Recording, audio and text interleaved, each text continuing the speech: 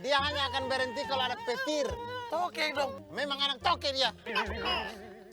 Sudah coba ini kau diamkan dia dulu. Habis itu kau goreng dia. Habis itu kau tiriskan. Tahu bulat dong. Ya kan tidak dadakan, pelan-pelan saja. Nontonin saja. Aman sudah yang mulia. Kalau begini tenang. Kita sudah bisa bekerja nih. Tapi kau suruh kita bekerja, terus kau kasih dia HP begini, kau tinggalkan saja. Dia main HP sendiri tanpa kau awasi. Sudah biasa yang mulia. Ini namanya anak zaman sekarang. Kalau kayak begini namanya itu digital babysitting. Apa itu? Supaya kau paham, kau lihat yang satu ini.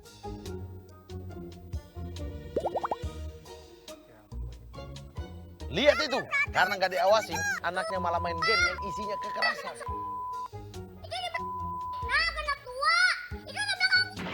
Waduh, berubah jadi super saya pula dia. Alamak, dibanting-bantingnya itu barang-barang. Itulah akibatnya, karena sering terpapar konten dan game yang mengandung kekerasan, jadi kasar dia. Kitab yang mulia. Anak-anak rentan terhadap berbagai ancaman digital dan pengaruh negatif di dunia maya. Seperti bullying, pornografi, juga kekerasan. Makanya harus diawasi dengan cara mendampingi anak dan memonitor aktivitas. Baik, terima kasih Lana and Friends yang telah menghibur kita dengan sebuah lagu yang sangat meriah. Baik, bismillahirrahmanirrahim. Assalamualaikum warahmatullahi wabarakatuh.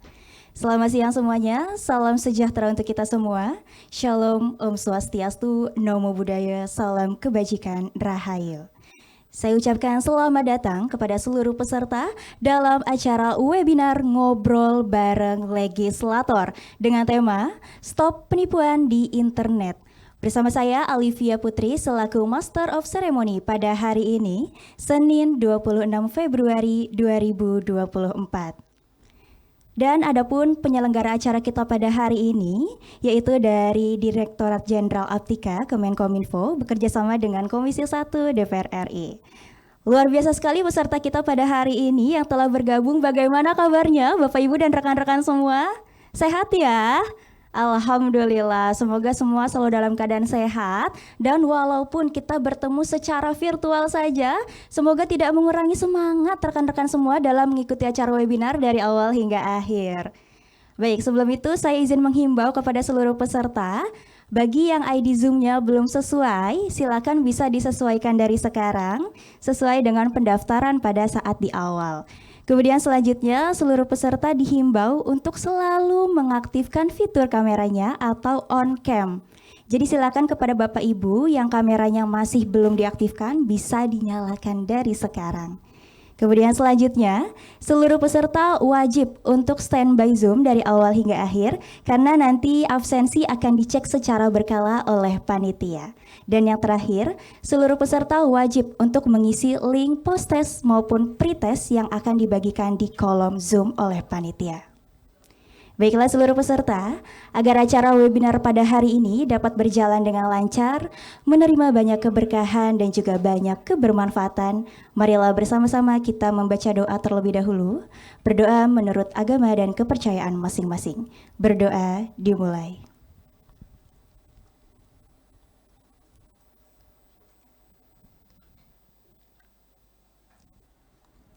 Berdoa selesai. Untuk meningkatkan jiwa nasionalisme dan cinta tanah air, marilah bersama-sama kita menyanyikan lagu Kebangsaan Indonesia Raya.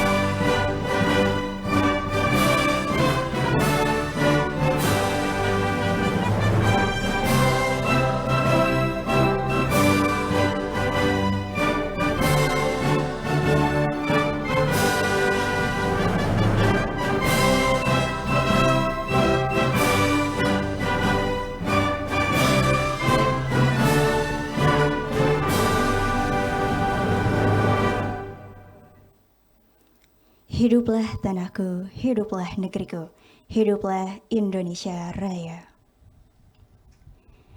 Baiklah seluruh peserta, sesaat lagi adalah sesi yang kita nantikan bersama, yaitu sesi diskusi.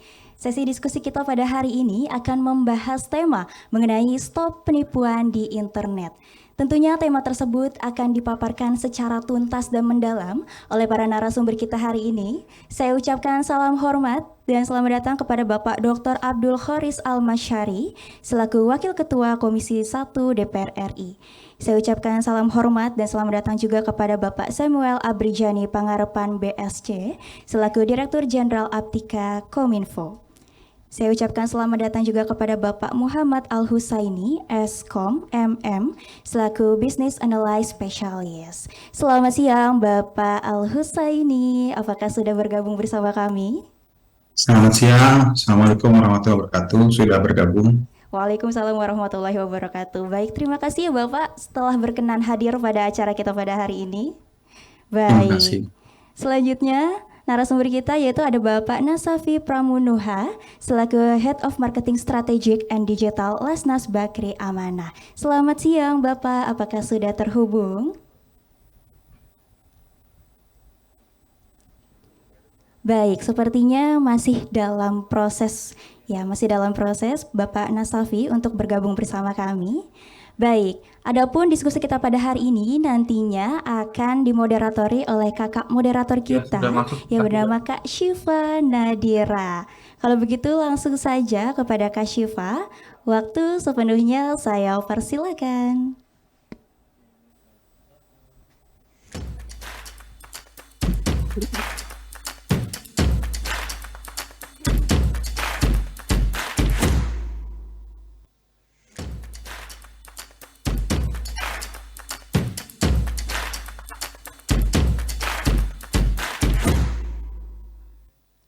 Terima kasih Kak Alivia selaku MC. Bapak Ibu izinkan saya membuka kembali sesi kali ini dengan salam. Assalamualaikum warahmatullahi wabarakatuh. Shalom, Om Swastiastu, Namo Buddhaya, salam kebajikan dan salam sejahtera bagi kita semua. Selamat siang dan selamat bergabung dalam acara Ngobrol Bareng Legislator dengan tema Stop Penipuan di Internet. Bersama dengan saya Syifa Nadira selaku moderator yang akan menemani Bapak Ibu dalam rangkaian acara hari ini. Luar biasa sekali karena tema yang akan kita bahas hari ini sangat menarik yaitu mengenai penipuan di internet. Yang mana mungkin sebagian dari kita di sini pernah melihat atau bahkan merasakan langsung bentuk-bentuk dari penipuan di internet. Lantas kira-kira bagaimana ya cara agar kita dapat terjauhkan atau mungkin dapat menanggulangi penipuan yang ada di internet? Hal tersebut akan semakin menarik karena kita akan membahasnya bersama dengan narasumber-narasumber yang luar biasa dan tentunya juga merupakan pakar pada bidangnya masing-masing. Namun sebelumnya izinkan saya untuk dapat mengingatkan kembali kepada para peserta untuk dapat menyalakan kameranya serta Bapak Ibu juga kami persilahkan untuk dapat mencatat informasi maupun poin-poin penting yang akan disampaikan oleh para narasumber dalam sesi pemaparan materi karena di akhir dari sesi akan ada sesi tanya jawab dengan para narasumber hari ini. Baik, tanpa perlu berlama-lama lagi, mari bersama kita dengarkan sambutan yang akan disampaikan oleh Bapak Samuel Abrijani Pangarepan BSC selaku Direktur Jenderal Aptika Kominfo.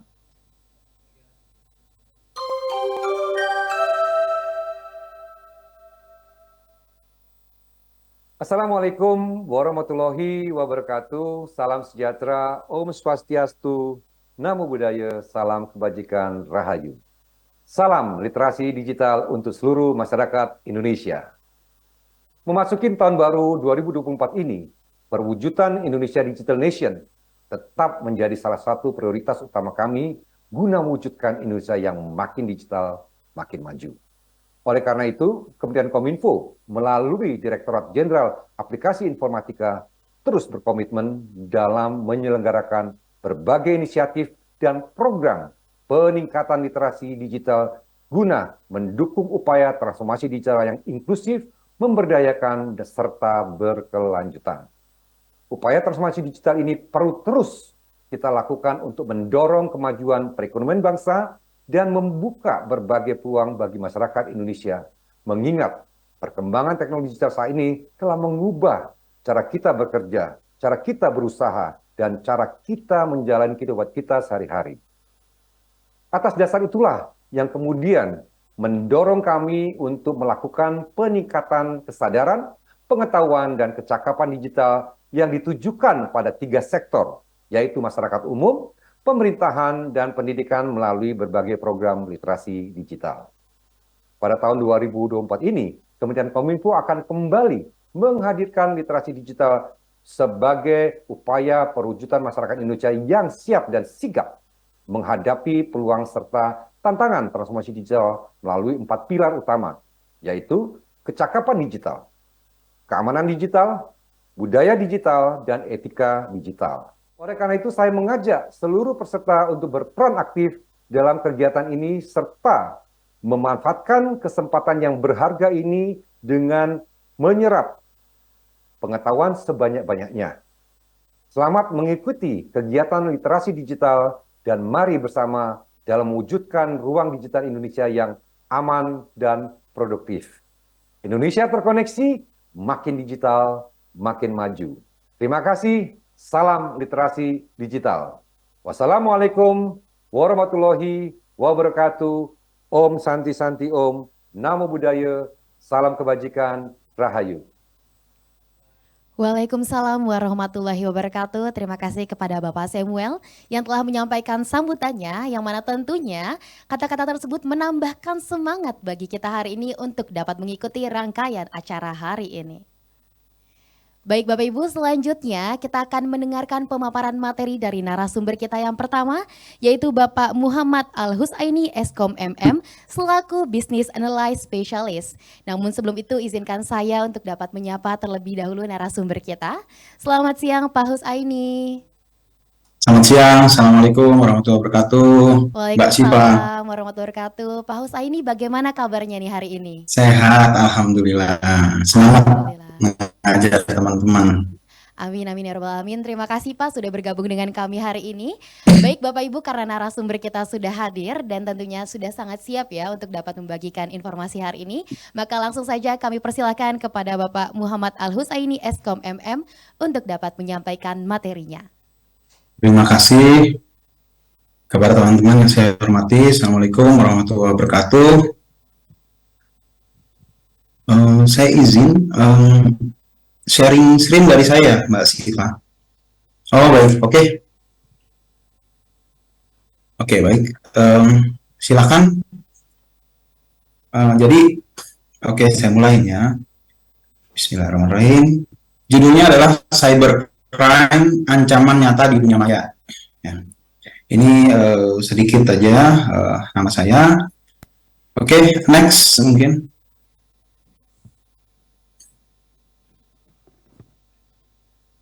Oke. Oh ini agak kecil ya. Oke.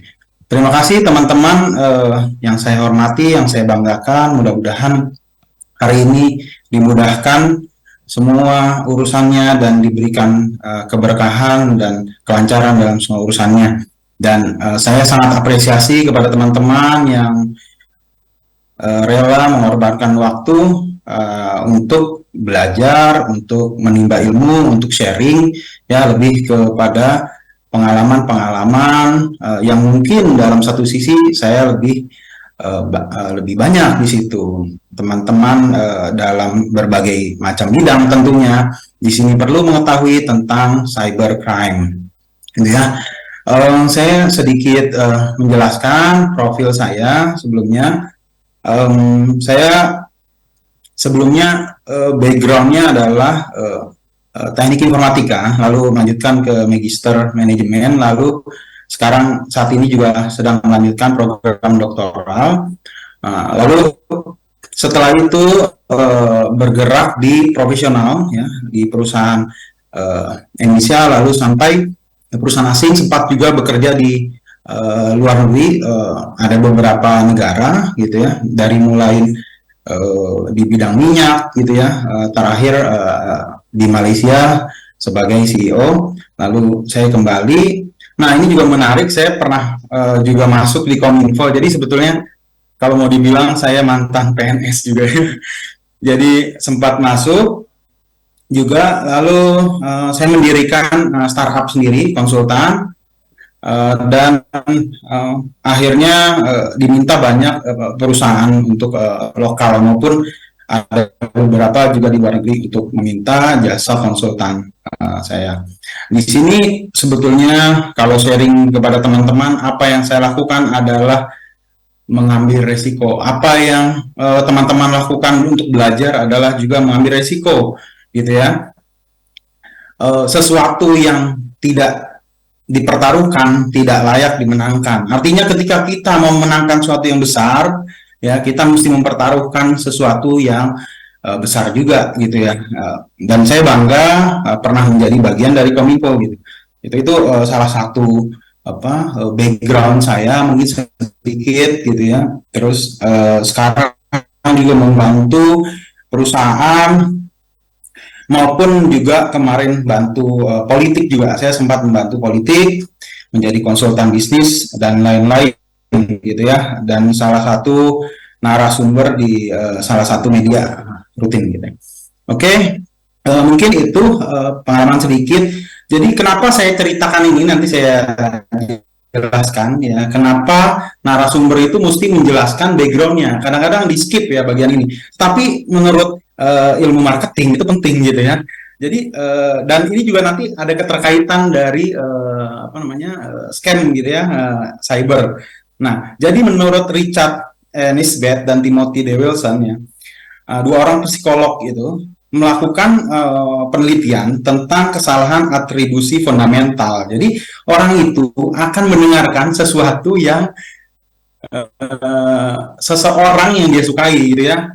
Jadi bagaimana kita bisa menerima ketika kita udah membuka gerbang atau membuka penutup dari diri kita. Ketika kita percaya, ketika kita positif kepada seseorang, maka dia akan lebih dipercaya oleh kita. Nah, ini juga nanti teman-teman bisa mengaplikasikan ya kepada kehidupan sehari-hari. Jadi mungkin cerita sedikit setelah saya pensiun tanda kutip ya dari PNS, dari Kominfo saya sebutkan. Nah, itu saya sempat ditarik untuk digital marketing, gitu ya, digital marketing, dan sampai angka yang cukup besar, gitu ya, untuk iklan dan lain-lain, gitu, angkanya sampai miliaran per bulan. Sampai saya waktu itu mendapatkan pola untuk berjualan, gitu ya. Seperti ini, dan itu dipertaruhkan, ilmu yang dipertaruhkan maka akan bisa dimenangkan, gitu ya, sesuatu yang kita pertaruhkan. Nah, ilmu ini bukan hanya sekedar teori, sharing-sharing, gitu ya, tapi teman-teman mencoba, gitu ya, mempraktekkan, gitu ya. Bahkan teman-teman mungkin lebih banyak pengalaman terkait cyber security ini atau cyber crime ini, gitu ya. Gitu ya. Nah, setelah mendapatkan pola, maka teman-teman akan mendapatkan sense sendiri, gitu ya, terkait cybercrime ini, gitu ya. Oke. Mungkin lanjut. Ini sedikit aja, ada beberapa sertifikasi yang pernah saya peroleh dari Professional Mental Business Coach, Corporate Coach, ada dari Facebook juga, dari Meta, terus ada dari Wharton Business School, itu spesialisasi Business Analytics, ada. Nah, kebetulan saat ini saya menjadi direksi dari salah satu perusahaan di Indonesia. Nah, mungkin teman-teman sering melihat berita tentang Palestina ya kemarin ya, ada rumah sakit Indonesia di Palestina. Nah, rumah sakit tersebut yang di Palestina itu Mercy salah satunya di sini ingin juga buat rumah sakit, gitu ya. Mohon doanya teman-teman, mudah-mudahan kita bisa mendirikan rumah sakit di sini, gitu, di Indonesia, gitu ya. Jadi sebetulnya sebagian keuntungannya akan disumbangkan atau dikontribusikan juga ke Palestina, gitu ya. Saya diminta untuk menjadi direksi dari operator rumah sakit. Jadi di bawahnya nanti bakal banyak rumah sakit, gitu, seperti itu. Lalu ada dari negara BNSP, ada profesional untuk mentor, ya. Lalu UMKM ya, UMKM, pendamping UMKM dan trainer. Gitu. Mungkin next itu sedikit perkenalan dari saya. Oke, kita masuk ke materi ya, teman-teman. Ini menangkapnya dengan sharing ya. Saya sifatnya adalah sharing di sini. Bagaimana teman-teman bisa mengaplikasikan ini dalam kehidupan sehari-hari. Saya tidak bilang ini hanya cybercrime, tetapi teman-teman bisa mengaplikasikan dalam jualan gitu ya, dalam jualan, dalam pendekatan ke orang, dalam apapun gitu ya, dalam apapun. Jadi ini karena tahapannya adalah cybercrime ya, ini saya kaitkan dengan calon korban. Tetapi dalam konteks sehari-hari ini 7 tahapan yang penting gitu ya. Teman-teman bagaimana dealing dengan seseorang ya. Ini saya asosiasikan dengan positif ya, positif dulu ya. Bagaimana teman-teman dealing dengan seseorang. Bagaimana saya dalam waktu 15 menit ya, misalnya bisa dapat kontaknya ketua MPR misalnya.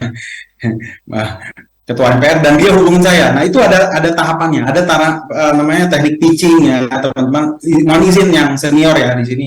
Saya sharing, jadi mungkin sharing insight aja. Bagaimana teman-teman memanfaatkan waktu ya yang singkat untuk dapat deal dengan orang gitu ya. Ini ada 7 tahapan gitu ya. 7 tahapan dan ini juga terkait dengan cybercrime gitu ya. Gitu.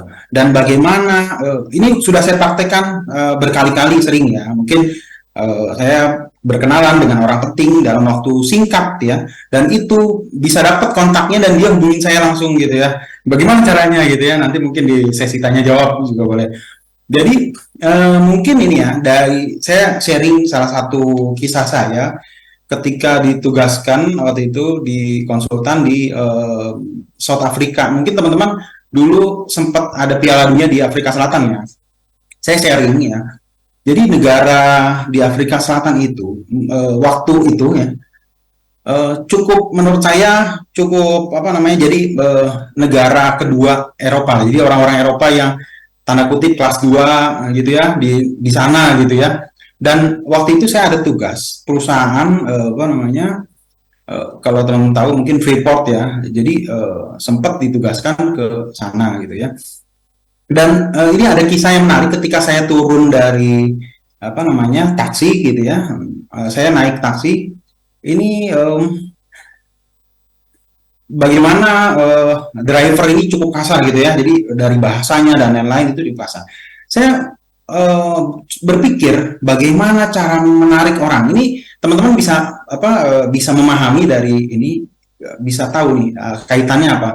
Jadi ketika itu saya angkat koper saya 2 ya ke dalam bagasi, itu cukup berat ya. Terus drivernya dengan cuek ya terus masuk gitu ya, dan lain-lain. Saya di mobil itu saya coba pahami, saya coba profiling. Oke, ini driver orang Afrika Selatan dan lain-lain. Coba saya pancing ya. Saya suka lagunya Shakira dan lain-lain ya. Dan dia coba menceritakan, oh iya begini. Lalu saya pancing lagi, dia keluar lagi informasinya gitu ya. Saya pancing, dia keluar semua informasinya dari driver tersebut ya. Dia keluar semua informasinya. Ya, saya hanya pancing dan menyamakan minat ya. Jadi kalau teman-teman lihat ya, misalnya Obama sama Putin ya, ketika mau dealing, dia akan mengasosiasikan, mempersepsikan orang yang akan di deal dengan dia itu sama mirip, entah kesukaannya, entah gaya. Coba lihat gaya duduknya Obama sama Putin ketika bertemuan itu mirip. Dan itu memahami pakar psikologi. Ketika orang merasa dirinya sama atau dengan orang lain ya, dia akan merasa nyaman dan akan merasa terbuka gitu ya. Nah, itu penting dalam cyber crime itu, orang akan memasuki dalam fase-fase yang kita suka, fase-fase yang kita nyaman gitu. Nah, bagaimana ketika waktu itu taksinya berhenti, apa yang terjadi ketika turun di hotel ya? Itu supirnya dengan sigap mengangkat koper saya ya, dan taruh di reception gitu ya, taruh dengan ramah dan lain-lain. Saya mau kasih uang waktu itu $20 atau $30, saya lupa. Begitu mau dikasih, dia bilang oke, no, you are my brother. Dia nggak mau dikasih, tapi dia langsung bilang kamu saudara saya gitu. gitu ya, dengan tahapan yang cuman 1 jam gitu ya, saya memancing emosional. Jadi dalam tahapan ini kita mesti berhati-hati juga gitu ya. Jadi ini ada 7 tahapan penting dalam seseorang deal dengan orang lain, apapun itu ya. Dan misalnya politik juga seperti ini gitu ya. Bagaimana kita lihat kemarin ya, banyak poster-poster di pinggir jalan ya, caleg ya, banyak sekali posternya tapi nggak dipilih gitu ya. Tingkat keterpilihannya itu dari riset kurang dari 20% ketika orang nempelin poster gitu ya misalnya. Nah, ini ada 7 tahapan gitu ya. Nah, tahapan pertama adalah exposure gitu ya. Bagaimana saya dengan Mbak Siva misalnya, atau Mbak siapa nih moderatornya? Mohon maaf. Oke ya, misalnya Mbak Siva. Saya dengan Mbak Siva itu exposure. Saya tahu Mbak Siva siapa gitu ya. Bisa ke expose. Bagaimana saya bisa ke expose? Bagaimana calon korban ini diketahui dan diekspos oleh calon penipu misalnya gitu ya. Nah, exposure ini penting antara dua pihak gitu. Ketika orang dua-duanya udah saling tahu gitu ya, maka ada tahapan kedua namanya awareness. Ya, awareness itu tahu, oh ini orang perilakunya adalah suka misalnya belanja online, aware dari misalnya gini, contoh saya politik lah ya, saya kaitkan dengan politik, misalnya Bapak A gitu ya, saya tahu Bapak A gitu ya, saya tahu Bapak A. Nah, ketika saya tahu Bapak A, saya akan aware, oh Bapak, misalnya Pak Haris ya, Pak Haris ini, beliau adalah anggota legislatif yang baik gitu ya, dan orangnya tawadu dan lain-lain. Tetapi aware, ketika aware saya tahu, oh Pak Haris suka bantu orang di dapilnya misalnya, oh Pak Haris suka ngebantu, maka saya akan aware gitu, oh iya, oh orang ini seperti itu awareness ya. Terus saya ada ekspektasi, oh saya kelihatannya saya pengen kenal dengan Pak Haris nih, gitu ya, ekspektasi gitu ya, itu ekspektasi saya. Yang ketiga engagement itu interaksi. Jadi ketika saya gimana mau ngobrol, saya deketin, ketika ada orangnya saya deketin, Pak apa kabar Pak, saya suka nonton acara Bapak dan lain-lain ya. Itu yang saya juga praktekkan ke tokoh-tokoh gitu ya. Saya udah punya profiling ya terkait tokoh ini atau terkait orang ini gitu ya. Maaf, ini moderatornya siapa? Saya boleh tahu? Ada moderator apa saya sendiri? Tes. Oke, baik ya. Namanya Syifa, Pak. Oh, oke, Mbak, siapa namanya? Syifa.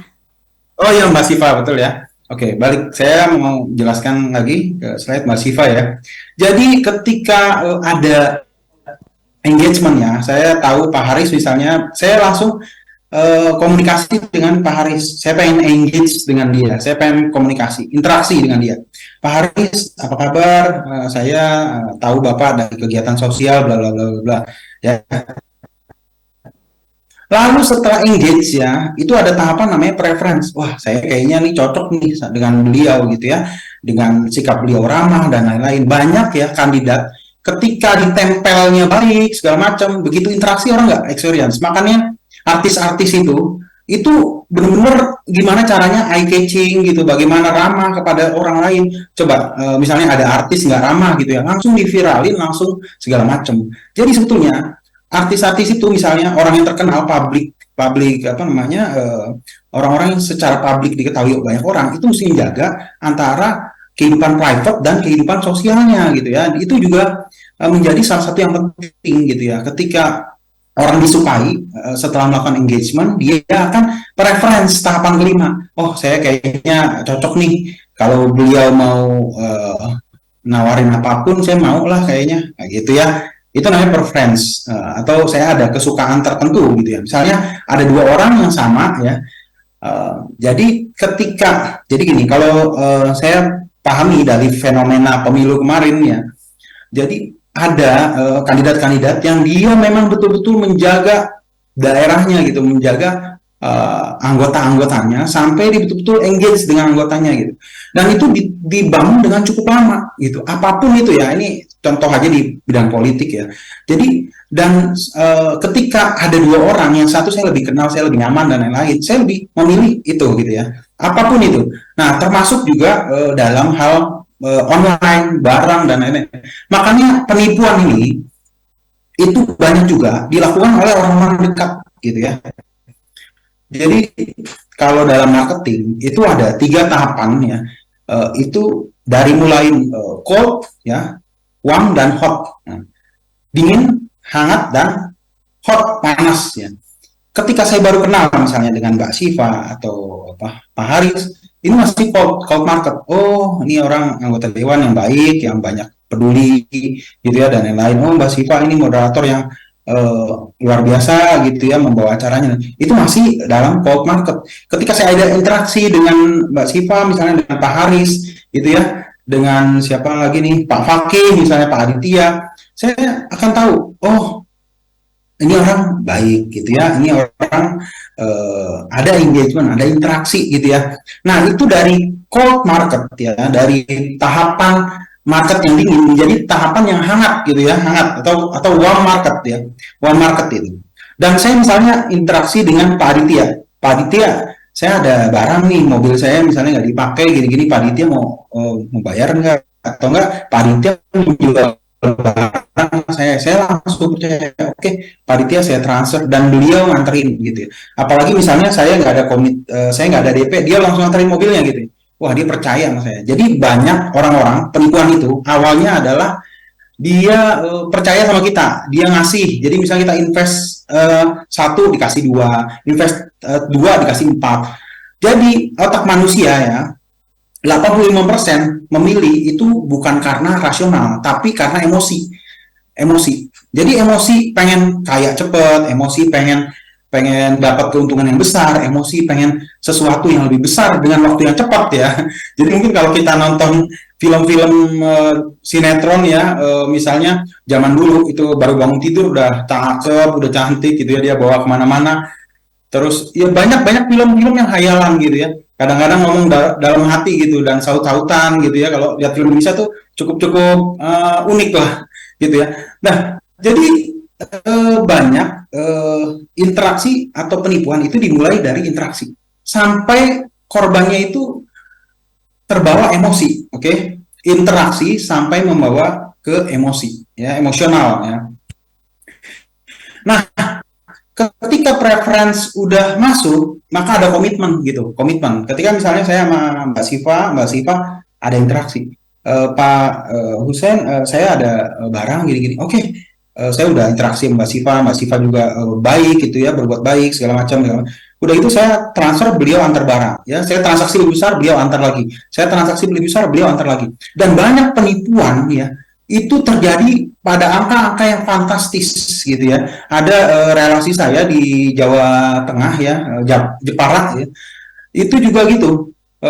Transaksi 500 juta dikasih gitu, dapat untung 250 juta, transaksi 1M dapat 1,5 M, sampai transaksi 3M 5M itu hilang gitu ya. Gimana caranya? Nah, itu juga dimainkan faktor emosional ya, emosional, dan itu tahapannya juga besar. Jadi penipuan kecil itu membutuhkan waktu yang singkat, tapi penipuan besar itu melibatkan semua sektor, semua faktor emosional, semua jaringan kita dimanfaatkan, bahkan dia bisa mempengaruhi dari orang terdekat kita, istri kita, misalnya bapak kita, orang ibu kita ya, dan kita pertahanan kita bisa dijebol dari berbagai sisi itu satu hal lainnya. Jadi penipuan ini benar-benar luar biasa, dan apalagi sekarang ada AI ya, nanti kita bahas terkait AI gitu ya. Pola-polanya itu bisa terus berkembang gitu ya, pola-pola terus berkembang gitu, dan kita semakin lengah gitu ya, semakin tidak update gitu ya dengan pola-pola seperti itu. Lalu komitmen, oh iya Mbak Siva, saya melakukan transaksi, Mbak Siva misalnya kalau di politik, Mbak Siva kalau ini saya coblos gitu ya, atau Pak Haris saya coblos, saya tahu Bapak gimana interaksi dengan Bapak luar biasa segala. Lalu ada action, itu action. Nah, saya tambahkan lagi ada satu fase ke-8 ini dari hasil riset kami, itu relation ya, relation fase ke-8. Relation itu orang yang memelihara hubungan dengan orang yang sudah transaksi atau orang yang sudah deal dengan dia gitu ya. Jadi banyak ya, ketika kita memperoleh ya calon konsumen atau calon apapun itu deal, kita luar biasa gitu. Sampai orang itu membeli atau sampai orang itu terjadi sesuatu gitu ya, positif, misalnya positif ya, jualan, jasa dan lain-lain, itu kita udah selesai, hit and run gitu ya. Padahal biaya untuk akuisisi sampai situ itu mahal. Itu habis itu kita tinggalkan. Padahal untuk engage customer yang sama itu biayanya lebih rendah. Misalnya saya udah kenal sama Mbak Siva, saya udah pernah transaksi sama Mbak Siva, saya udah luar biasa bagus misalnya hubungan dengan Mbak Siva. Nah, untuk saya menawarkan sesuatu yang baru itu gampang, lebih mudah karena udah trust. Ini faktor trust gitu ya.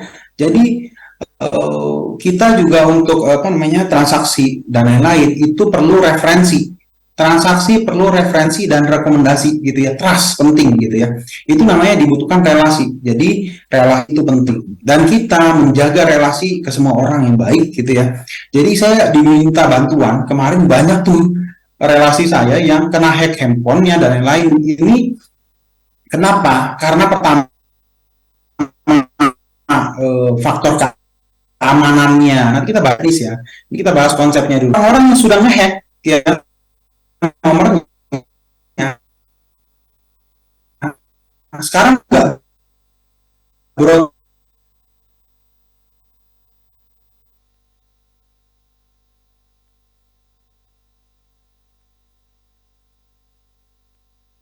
Halo Pak Husaini, sepertinya ada sedikit kendala atau gangguan secara sinyal ya Pak ya. Apakah Pak Husaini bisa bergabung kembali dengan kami? Atau mungkin suara saya terdengar dengan jelas?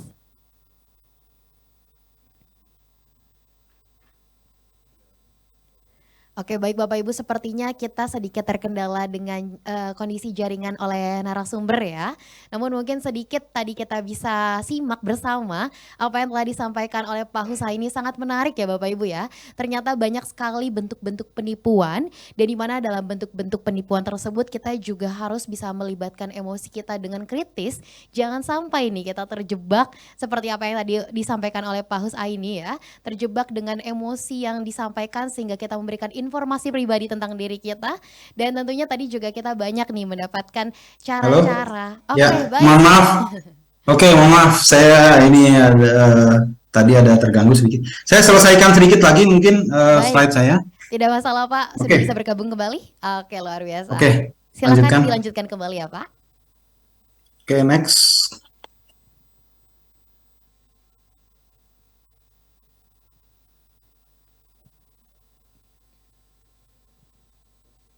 Oke, ini contoh tahapan. Terlihat atau tidak, Mbak Siva? Ya, sudah terlihat Pak. Exposure, awareness, ekspektasi, dan engagement. Mungkin dicoba salah satu linknya, Mbak, supaya bisa tahu exposure seperti apa. Diklik linknya, di situ ada bisa muncul video ya, seperti apa. Oke, baik. Coba kita pencet linknya exposure dulu kali ya Pak, yang paling pertama. Ya, silakan. Ya, oke, silakan untuk teman-teman operator untuk bisa mengklik link yang telah disediakan.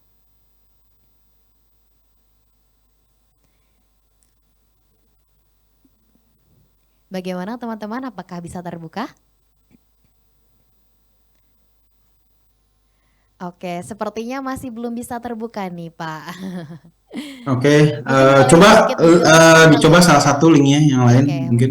Boleh Pak, mungkin sambil menunggu sedikit boleh dijelaskan mungkin link tersebut terkait dengan apa mungkin Pak? Oke, jadi ada video-video itu contoh dari bagaimana exposure positif ya, exposure positif. Karena kalau dikaitkan dengan yang negatif, kita mesti membahas yang positif dulu. Bagaimana memasukkan konten-konten ya, sehingga orang itu terbuka, langsung masuk ke dalam pikirannya orang atau calon customer atau calon apapun lah ya. Saya bilang calon customer gitu ya, supaya lebih positif gitu ya. Gitu. Nanti kita masukkan ke yang lain. Cuma mungkin next slide dulu. Oke. Ya, next slide dulu. Nanti kalau operator bisa play, kita tinggal diputar lagi. Oke, sepertinya sudah Oke. bisa play nih Pak. Oke. Oke, silakan bisa di play. Oke, bisa ada suara? Ada suara? Dibesarkan, boleh dibesarkan pakai suara. Jam 10 malam, silaturahmi ke tokoh-tokoh hebat dulu. Sampai disiangkan, ada Pak Samidun Saragi, ada Pak Suyono, Pak Budiono, dan yang lainnya. Ini dia Pak Budofar baru datang. Jam 12 malam, waktunya pulang ke Medan. Jam 2 malam, alhamdulillah sampai juga di rumah. Tim langsung beres-beres. Dan kita semua mau istirahat dulu ya Besti. Oke. Ini jadi ketika kita mau dealing apapun, kita lihat tema yang lagi umum. Ini exposure kita itu bisa ngikutin. Jadi gini, kenapa cybercrime ini terkait ini ya? Yang pertama, calon penjahat atau udah penjahat ya, itu akan melihat tema-tema yang lagi umum, gitu ya. Misalnya satu bank lagi mengadakan undian, atau misalnya satu bank lagi melakukan pemeliharaan gitu ya. Waktu itu ada bank syariah yang lagi pemeliharaan, dia akan masuk ke tema-tema yang lagi umum. Ini orang ini melakukan exposure dirinya mengaitkan dengan tema-tema yang lagi viral gitu ya. Jadi kalau kita mau terkenal cepat, sebetulnya ada tema yang lagi viral, kita masuk di dalamnya gitu ya. Nah, ini juga yang banyak yang dilakukan oleh cybercrime ini. Coba next lagi video yang lain.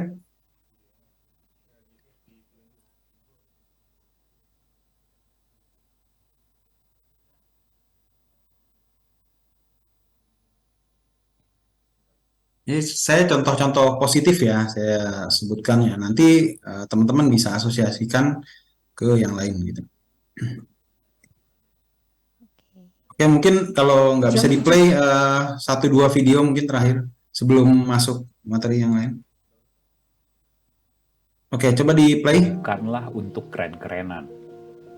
Ketua Umum IAITB adalah pelayan bagi seluruh alumni ITB. Kebayang nggak betapa sulitnya melayani setiap alumni ITB? Bisa jadi ada alumni senior yang butuh bantuan mendadak karena kesulitan mendapatkan pelayanan kesehatan. Oke, ini konsep dari, mohon maaf, di baru lulus. di stop. Mencari. Ini dari engagement ya. Bagaimana ada tema ya, ada tema dan dia masuk ke tema itu. Jadi misalnya gini, banyak ya. Banyak yang lagi viral nih, tema-tema yang lagi viral, dia masuk ke dalam situ gitu sebagai pelakunya, dan korban ini seolah-olah seperti benar gitu ya. Nah, itu salah satu jenis penipuan online gitu ya. Entah dia mengatasnamakan bank dari penerbit atau identitasnya gitu ya. Dan banyak tema-tema yang bisa diangkat. Ini kebetulan contoh engagement ya, engagement dari seseorang. Ini engagementnya positif. Ya, coba ada lagi yang lain atau kita video terakhir, coba mungkin video terakhir sebelum next.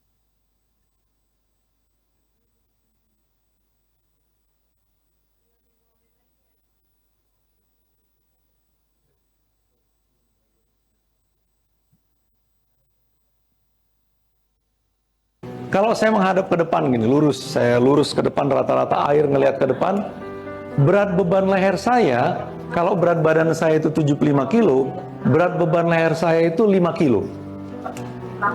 Otak kita itu beratnya 2% dari berat tubuh kita. Jadi kalau 2% dari 75 kilo, beratnya 1,5 kilo. Itu otak kita.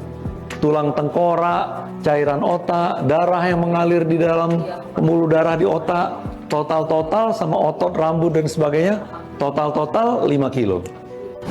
Jadi, Bapak Ibu sekalian, anak-anak sekalian yang juga hadir di sini, jaga. Jangan main handphone kalau nggak perlu.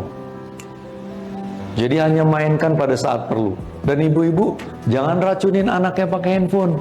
Supaya anaknya diem, dikasih handphone. Aduh Bu, sedih Bu. Sekarang kalau ibu tarik handphonenya, sekarang anaknya nangis. Tapi ibu seneng. Tapi kalau ibu kasih handphonenya, sekarang anaknya nggak nangis, nanti ibu yang nangis. Oke, selesai. Next slide. Baik, Pak Hussaini mungkin sedikit mengingatkan waktu pemaparan materi kurang lebih 2 menit lagi ya Pak. Oke, baik. Next. Next slide.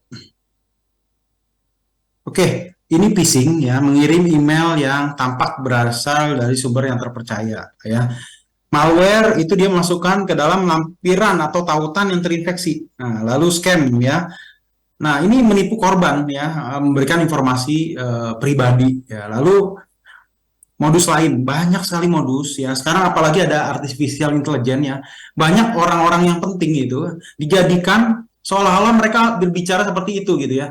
Jadi misalnya ada seseorang tokoh penting gitu ya, atau artis misalnya Raffi Ahmad gitu ya. Raffi Ahmad ngomong misalnya saat ini Anda ingin untung gitu ya, maka masukkan ke dalam trading dan lain-lain. Itu pakai AI, ya, pakai AI. Dan dia bukan pelakunya gitu ya, tapi dipakai untuk berbicara sesuai dengan si penipu gitu ya. Next. Nah, ini jenis-jenis penipuan ya, tadi sudah dijelaskan. Next lagi.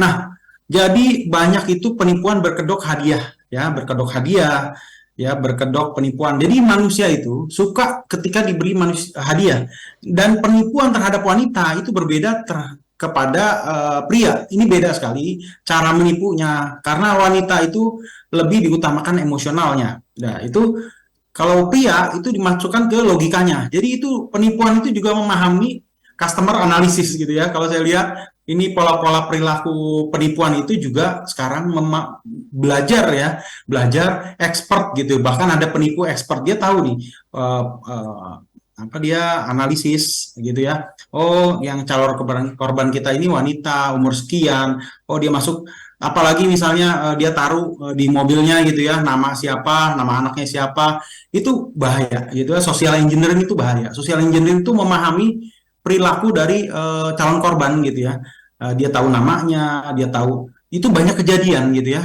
Dari itu dia masuk lagi lewat handphone kita gitu, itu bahaya. Oke, next. Nah, ini masuk dari media sosial, aplikasi chat, situs web ya, game dan lain-lain. Ini medianya. Next.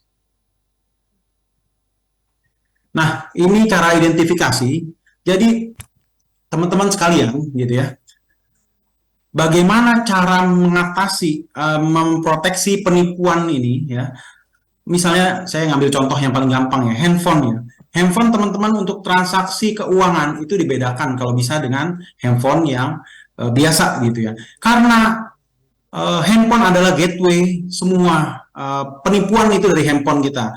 Dan ketika ada transaksi finansial, transaksi yang kredensial, password dan lain-lain itu bisa dijebol. Itu bahaya sekali. Dan kita ganti password itu rutin, misalnya sebulan sekali gitu ya, 2 bulan sekali. Jangan semua password itu gitu ya. Itu bahaya gitu ya. Jadi teman-teman, bagaimana yang paling aman sebetulnya, zaman dulu kita nggak ada internet, itu aman, nggak ada data. Tetapi ketika kita membuka handphone kita lewat internet, itu masuk semua dari handphone kita gitu ya. Alur itu kita ngeklik URL, sekarang luar biasa semuanya canggih gitu ya. Nah, kita juga riset, lihat yang nawarin. Kalau misalnya penipuan itu, bahasa-bahasanya juga agak aneh, nggak pakai bahasa formal. Kalau saya lihat pola-pola emailnya, pola tulisannya itu agak, kalau teman-teman curiga ya, nanti lama-lama teman-teman akan tahu, oh ini nipu nih. Pakai feeling, tetapi menurut data yang ada gitu ya, riset gitu ya. Dan rekomendasi, jangan beli atau apapun dengan orang yang baru. Lihat track record-nya, lihat testimoni dan lain-lain gitu ya. Nah, jangan memberi informasi pribadi kepada orang yang tidak dikenal. Dan saya coba langsung ya, saya menjadi korban gitu ya. Saya mau tahu, ternyata penipu itu juga akan melihat kita gitu ya. Saya mau tahu, saya ditipu, dan itu saya sudah anggarkan untuk ditipu gitu ya. Jadi ini cukup unik, saya anggarkan untuk ditipu. Saya tahu polanya, perilakunya. Oh, 100.000 kayak gini, 200.000 kayak gini. Oke, oh cara nipunya begini. Dia akan conversation, dia akan kasih percakapan ke kita sampai kita memainkan emosinya, betul-betul masuk ke dalam emosinya. Nah, ketika kita masuk emosinya, dia akan mencoba melakukan transaksi kecil dulu sampai kita percaya, baru transaksi besar. Itu kalau penipuannya udah besar gitu ya. Next.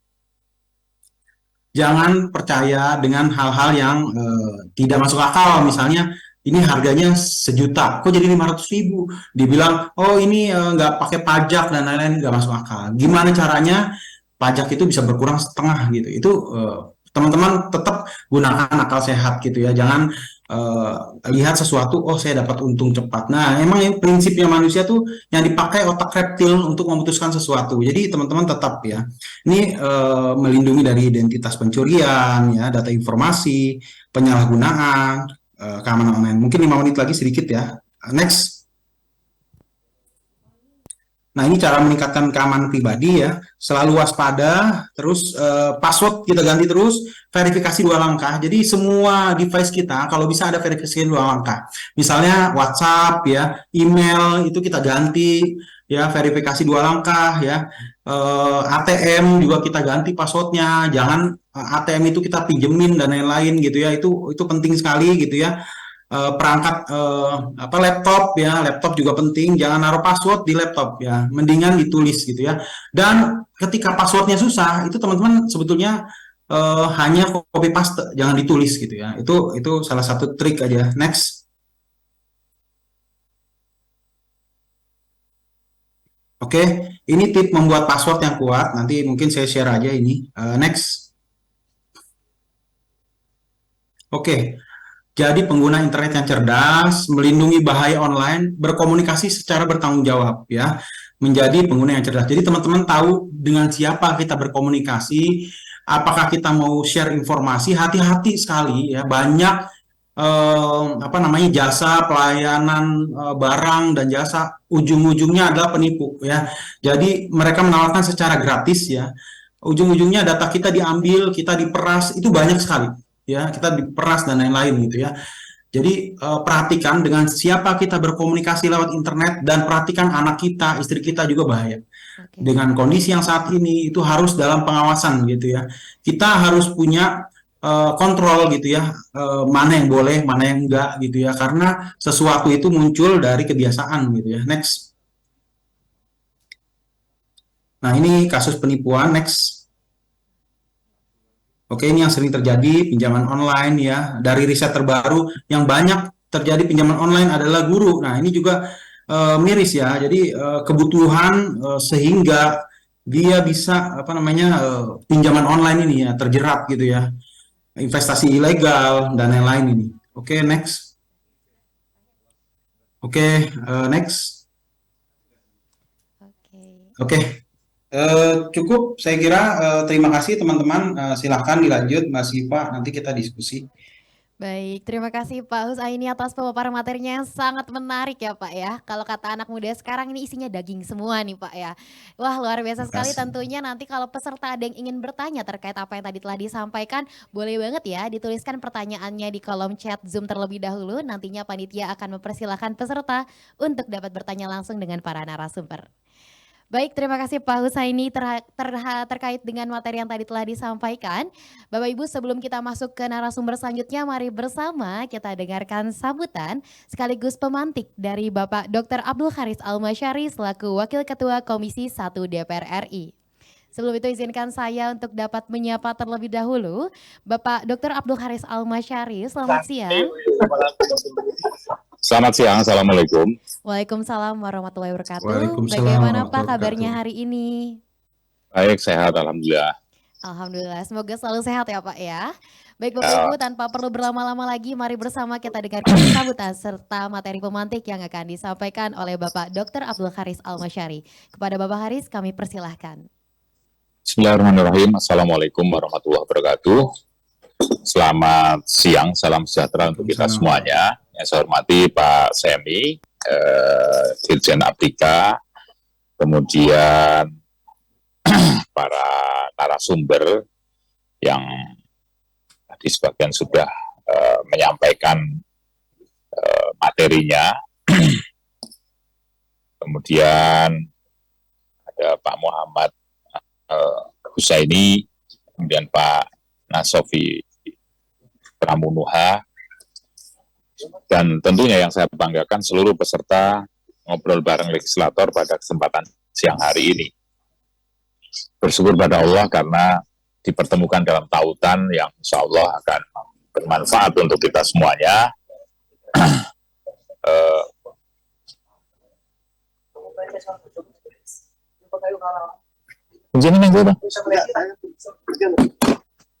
Mau tak kayak demo?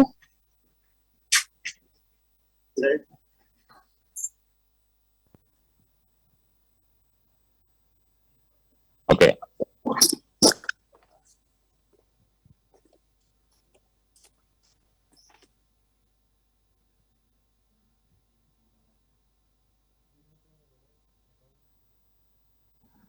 Oke, bingung nyari kunci.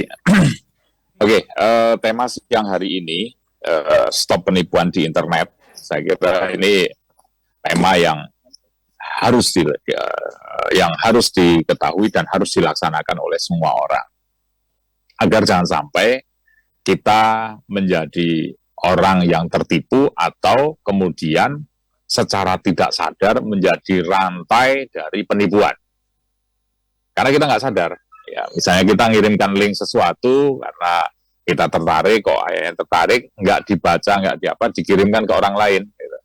Maka itu secara tidak langsung kita menjadi penipu juga. Ya, walaupun kita nggak ada niatan sama sekali. Nah, oleh karenanya saya kira langkah yang harus kita lakukan adalah yang pertama, kita jangan menjadi orang yang tertipu dulu. Ya. Caranya ya, link-link yang tidak kita kenal atau bentuk-bentuk ya phishing yang memang kita nggak kenal ya nggak usah kepo lah, karena kepo terhadap sesuatu yang kita nggak tahu dampaknya bisa panjang. Contohnya banyak orang kehilangan uang, tabungannya dikuras dan lain sebagainya, itu banyak sekali dan sudah terjadi, sudah diingatkan pun masih juga terjadi, banyak sekali korbannya. Kemarin ada mengadu kepada saya, Pak bisa nggak minta tolong Kominfo untuk ini melacak orangnya. Saya bilang Anda korban yang kesekian ribu, jadi saya kira Kominfo nggak punya tenaga, nggak punya orang untuk ngelacakin yang begini. Gitu. Karena di telepon, ditawarin terus suruh di WA ke nomor tertentu untuk masukkan ATM segala macam itu. Kok mau-maunya gitu. Ya. Padahal dia mahasiswa lagi S3 nih. Artinya bukan orang yang nggak terpelajar sekali itu, lagi S3. Nah, Bapak Ibu Saudara sekalian, penipuan ini memang kadang ya menggunakan bahasa-bahasa tertentu sehingga kita nyaman berkomunikasi dan kemudian menuruti apa yang dia maui. Nah, ujungnya ya nanti kalau sudah kehilangan duit ya baru gitu. Tabungannya 60 juta, terkuras 59.500.000. Habis kan, tinggal 500.000. Setelah itu, ini ditransfer kemana, ya ngilang mereka, tutup langsung rekeningnya. Nah, Bapak Ibu sekalian, sekali lagi, webinar ini atau ngobrol bareng legislator ini memang dirancang untuk memberikan literasi kepada masyarakat luas. Nanti kita berharap juga, Bapak Ibu, untuk menyampaikan kepada yang lain agar tidak terulang kembali kejadian penipuan ataupun orang tertipu dengan jumlah yang berapapun jumlahnya, sedikit juga kalau tertipu tetap nggak boleh, itu bukan berarti kalau sedikit boleh, itu. Apalagi banyak, sedikit aja nggak boleh, apalagi banyak. Kalau Ibu sekalian, apa yang harus kita lakukan? Yang harus kita lakukan ya pertama, mengamankan diri kita sendiri, membatasi diri dari kekepoan yang nggak penting gitu. Dan kemudian kita juga tidak memberikan akses atau link kepada orang yang kita memang tidak bisa percaya 100%. Sebaiknya tidak percaya kepada orang, itu lebih baik daripada kita mempercaya orang, kadang mungkin juga disalahgunakan. Nah, dari sini maka mudah-mudahan upaya kita untuk meniadakan penipuan atau mencegah, menghentikan seluruh bentuk penipuan itu bisa berhasil. Kita berharap dengan ada berapa ini, 150-an orang peserta, paling tidak 150 orang peserta ini tidak akan tertipu dan juga tidak akan menjadi penipu tidak langsung karena tidak sadar dan tidak tahu. Sekian, terima kasih. Mudah-mudahan kita bisa mengambil manfaat terbaik dari ngobrol bareng legislator dari dua narasumber yang sangat kompeten. Assalamualaikum warahmatullahi wabarakatuh. Waalaikumsalam warahmatullahi Waalaikumsalam wabarakatuh. warahmatullahi wabarakatuh, Pak Terima Haris. kasih Pak Haris atas sambutan Ya, serta pemantik materinya hari ini ya Pak ya. Luar biasa sekali itu seperti apa yang tadi Pak Haris telah sampaikan, kita tuh jangan terlalu kepo ya. Karena kepo juga bisa jadi membahayakan diri kita. Baik Bapak Ibu terima kasih. Selanjutnya kita akan beranjak ke narasumber yang terakhir. Namun sebelum itu saya juga izin untuk mengingatkan kembali kepada para peserta. Jika ada yang ingin bertanya atau memiliki pertanyaan, kami persilakan untuk dapat menuliskan pertanyaannya di kolom chat Zoom. Yang mana nantinya akan ada panitia yang memilih pertanyaan tersebut sehingga dapat ditanyakan langsung kepada para narasumber. Baik Bapak Ibu selanjutnya mari bersama kita akan dengarkan pemaparan materi yang akan disampaikan oleh Bapak Nas Afi Pramunuha selaku Head of Marketing Strategic and Digital Lasnas Bakri Amanah. Namun sebelum itu izinkan saya untuk dapat menyapa terlebih dahulu narasumber kita hari ini. Selamat siang Pak Nas Afi, apa kabar hari ini? Ya, selamat siang Kak Siva. Suara saya terdengar ya? Sudah terdengar dengan Oke, jelas baik. Pak. Baik, kalau begitu langsung saja mari bersama kita dengarkan pemaparan materi yang akan disampaikan oleh Pak Nas Afi. Kepada Pak Nas Afi kami persilakan untuk dapat memaparkan materinya. Baik, terima kasih. Kak Siva boleh di-share terkait dengan slide-nya? Oke. Ya, Assalamualaikum warahmatullahi wabarakatuh. Teman-teman semua. Waalaikumsalam warahmatullahi wabarakatuh. Ya, apa kabar? Semoga tetap semangat ya. Tadi habis mendengarkan materi dari Pak Husaini dan itu materi cukup menarik, sangat menarik bahkan kita jadi tahu bagaimana step by step si penipu ini bisa menipu kita gitu. Nah ini di materi kali ini memang cukup menarik gitu ya, stop penipuan di internet. Karena kenapa sebenarnya kita harus menghentikan penipuan di internet ini? Karena banyak orang-orang yang menjadi korban, orang-orang yang tidak bersalah gitu ya. Banyak orang-orang yang tidak tahu apa-apa, dia menjadi korban penipuan, hingga secara psikologi orang itu jadi stres gitu. Ini juga jadi mempengaruhi psikologi si orang yang menjadi korban gitu. Dan semoga teman-teman di sini nggak pernah ada yang jadi korban penipuan ya. Ada dari 140 peserta ini yang jadi korban penipuan? Ada 100 Saya ribu, kira 100 ribu? saya kira sebagian udah mengalami ini. Iya. Oh, ya kayaknya pernah ya tapi nggak sadar karena nilainya mungkin terlalu kecil. Nah ini balik lagi nih, kenapa kita harus segera stop penipuan di internet? Boleh di next slide? Ya, karena merugikan ya. Sepakat nggak kita? Kita harus menghentikan penipuan di internet karena hal ini sangat merugikan. Sepakat? Atau ada yang nggak sepakat? Ada yang bilang, wah penipuan ini nggak boleh dihentikan nih karena cuan gitu kan? Wah, berarti pelaku penipuan nih, ya.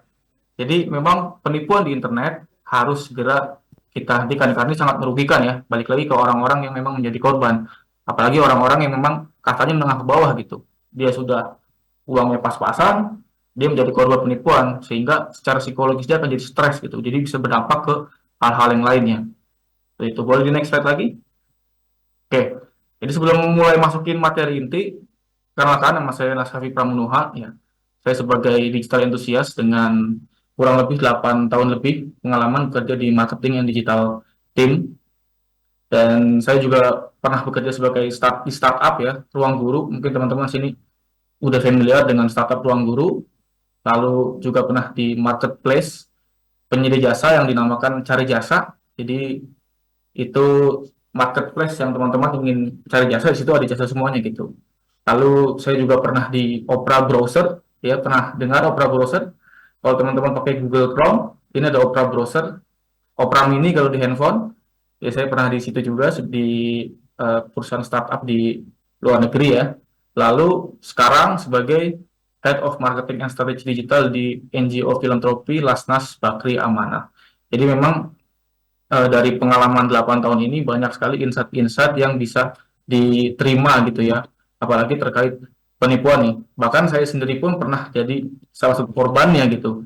Dan ini jadi catatan aib saya sebenarnya gitu ya. Sebagai pelaku digital tapi jadi salah satu korban gitu. Harusnya kita bisa mencegah tapi jadi salah satu korbannya. Boleh di next slide lagi? Di next slide, oke. Nah ini bisnis kuliner. Nah ini kenapa nih ada hubungannya apa sama bisnis kuliner gitu ya. Nah jadi sebenarnya teman-teman penipuan di internet itu konsepnya hampir persis kayak bisnis kuliner. Loh, emang apa hubungannya apa gitu kan? konsepnya hampir mirip dengan bisnis kuliner. Ada yang tahu konsep bisnis kuliner seperti apa? Ada yang tahu? Ya, jadi bisnis kuliner itu adalah industri bisnis yang tidak akan pernah mati sampai kapanpun. Karena kenapa? Konsepnya adalah selagi orang itu masih lapar dan haus, ya, artinya bisnis atau industri kuliner ini masih dibutuhkan sama orang-orang, ya. Kecuali kalau nanti ke depannya itu ada teknologi baru, orang itu nggak perlu makan lagi setahun kenyang. Nah, dipastikan ini sudah mati nih industri bisnis kuliner, gitu. Sama seperti penipuan internet. Kenapa penipuan di internet itu terus merajalela, gitu kan? Ya karena balik lagi, selama masih ada orang yang bisa ditipu atau bisa dimanipulasi, industri penipuan di internet itu masih tetap akan berjalan, gitu. Makanya kita dari 141 orang harus menjadi salah satu agen literasi, meningkatkan edukasi ke masyarakat, terutama di lingkungan kecil kita, di keluarga kita, ya, kita edukasi masyarakat, edukasi keluarga, ayah, ibu, kakak, adik, segala macam, bahwa kita harus jadi orang yang bisa mencegah di lingkungan kita. Nantinya kalau ketika kita sudah bisa mencegah, akhirnya orang-orang yang jadi korban sedikit, lama-kelamaan pasti penipuan di internet akan semakin berkurang, gitu kan, nggak semakin bertambah. Terutama pas kemarin pandemi, ya, itu banyak sekali penipuan karena mungkin modus-modusnya orang-orang itu lagi butuh banyak pengeluaran, gitu. Akhirnya karena termanipulasi orang secara emosional, tadi sudah dijelaskan tahu saya ini, akhirnya orang itu jadi terikat sama penipuan di internet seperti itu. Nah, sekarang kita lihat lagi nih, boleh di next slide? Di next slide. Nah, ini dia. Kenapa penipuan itu masuk merajalela lagi, teman-teman? Ya, ini karena di Indonesia sendiri ini marketnya luas, gitu. Jadi banyak sekali startup luar negeri yang akhirnya masuk ke Indonesia. Itu kenapa? Karena marketnya sangat luas, ya. Ini kita bisa lihat, ini sensus penduduk tahun 2020. Ya, karena memang sensus penduduk setiap 10 tahun sekali, ya. Ini saya dapat data dari BPS.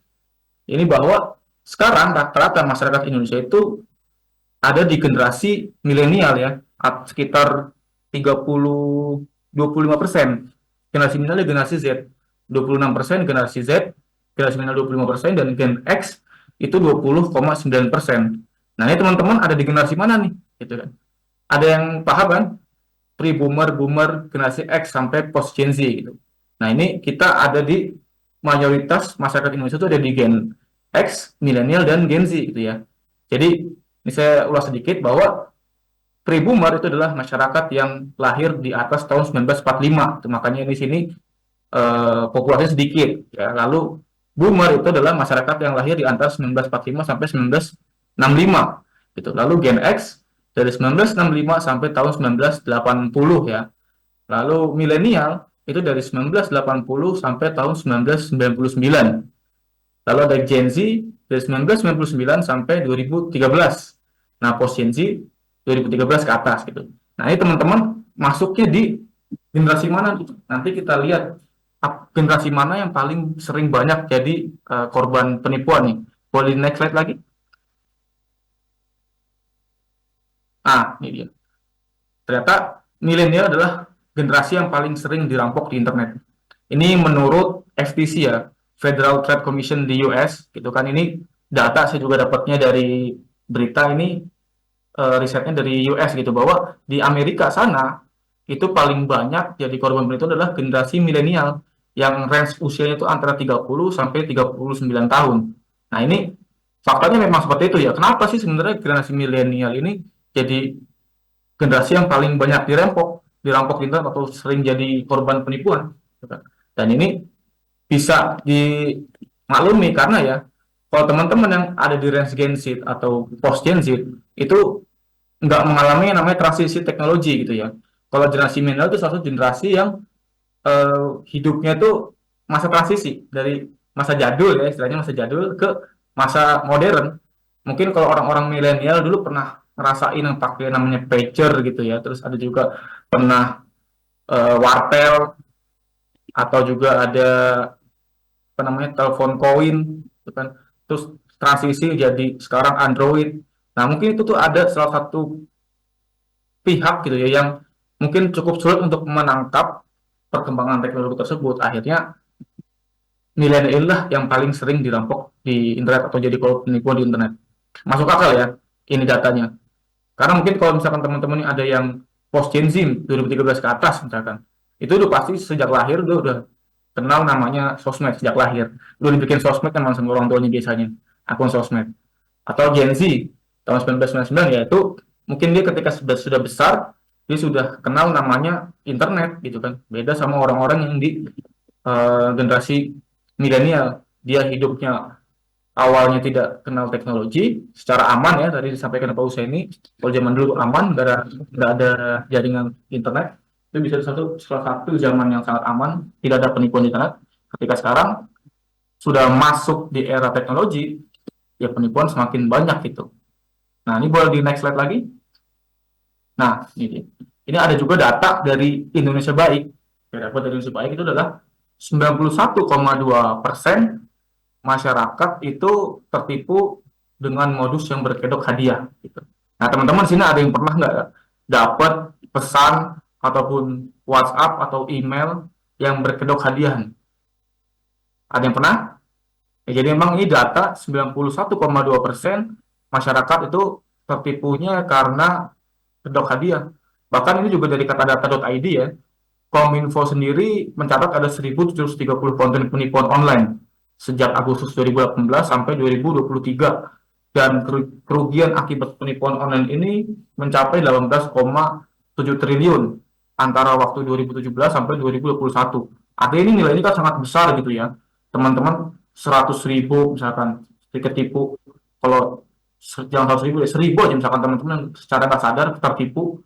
Kalau 270 juta masyarakat Indonesia ketipu semua, berapa itu keuntungan dari si penipuan?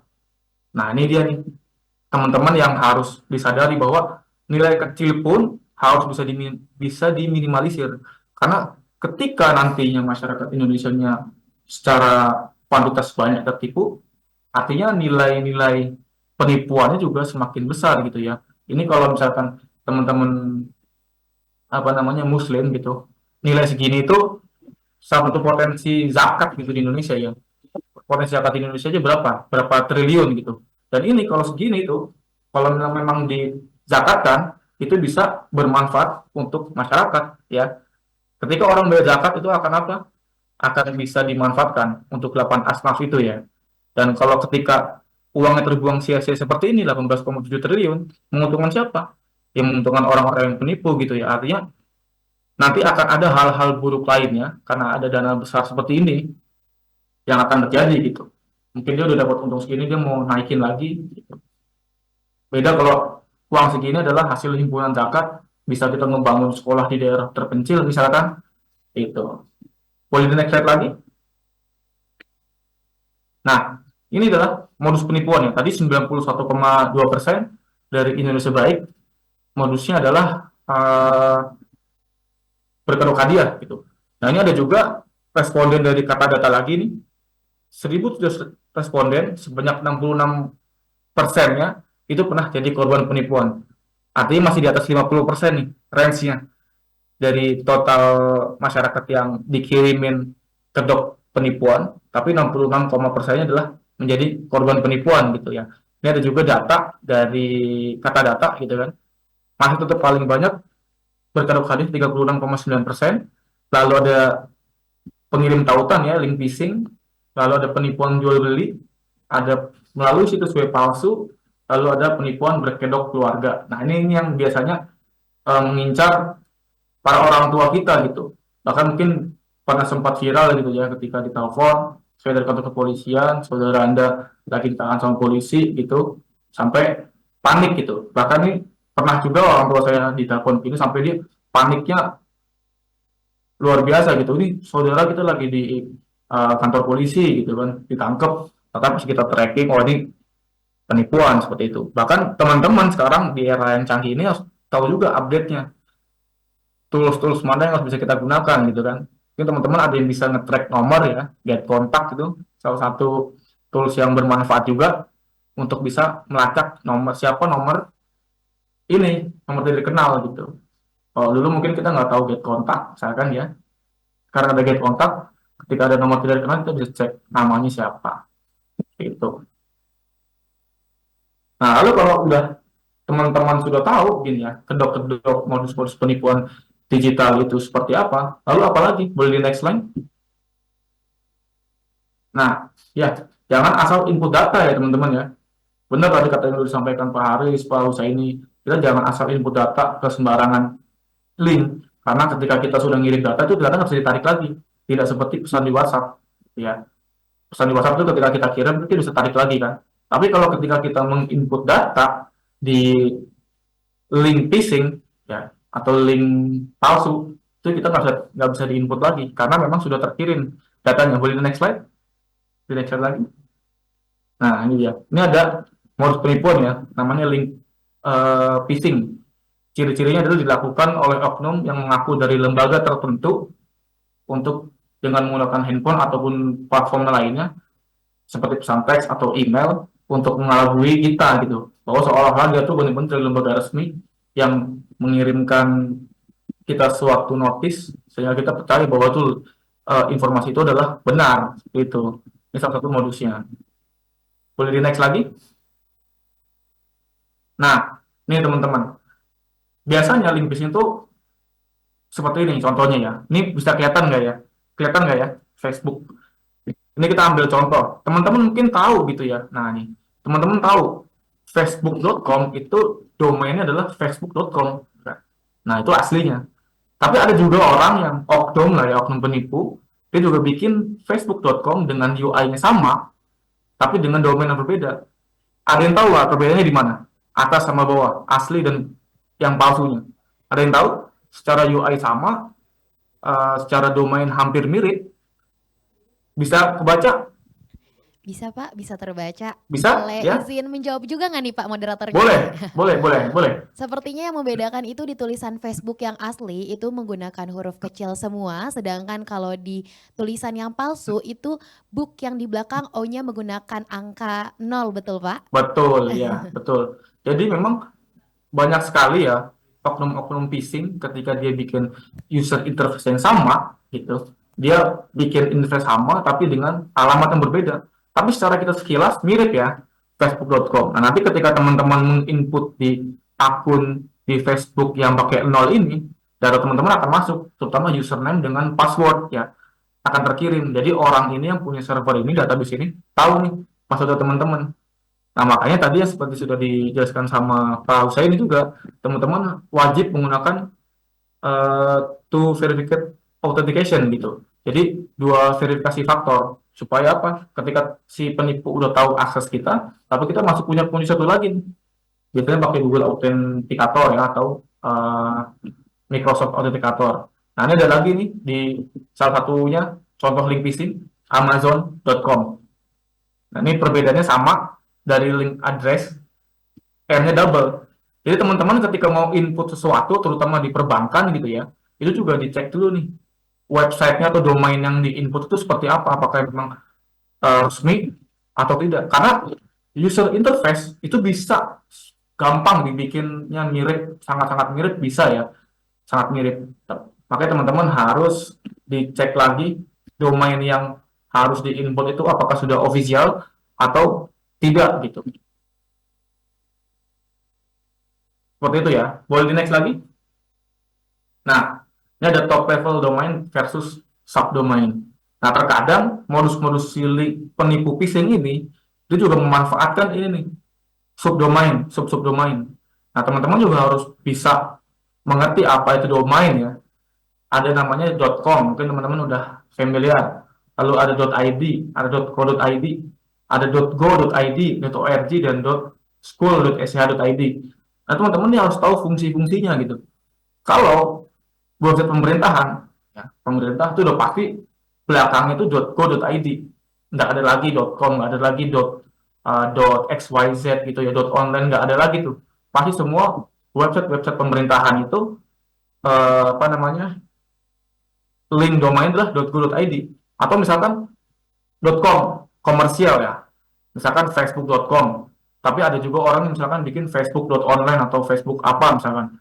Nah, itu udah pasti beda tuh. Teman-teman harus tahu juga klasifikasi domain tersebut. Lalu ada juga yang subdomain nih. Nah, ini subdomain kadang-kadang teman-teman juga banyak orang gitu ya yang nggak ngeh bahwa subdomain ini adalah salah satu domain yang sama tapi berbeda gitu. Bahkan modusnya biasanya ada orang itu menggunakan platform gratisan. Dia bikin landing page tapi dengan platform gratisan, misalkan pakai WordPress gitu. Dia nggak di custom domainnya. Ada juga misalkan www.sub.wordpress.com gitu kan. Nah, ini sebenarnya udah ketahuan nih. Ini WordPress punya pasti nggak official gitu. Atau ada juga pakai blogspot.com. Kadang-kadang ada yang misalnya dari Telkomsel, silakan kunjungi ini, nanti akan ada kode ini, dicek kalau ada kode telepon gitu kan. Tapi kita cek linknya adalah www.telkomsel.blogspot.com gitu. Nah, itu udah pasti pasti apa namanya, udah pasti nggak beres nih website nih.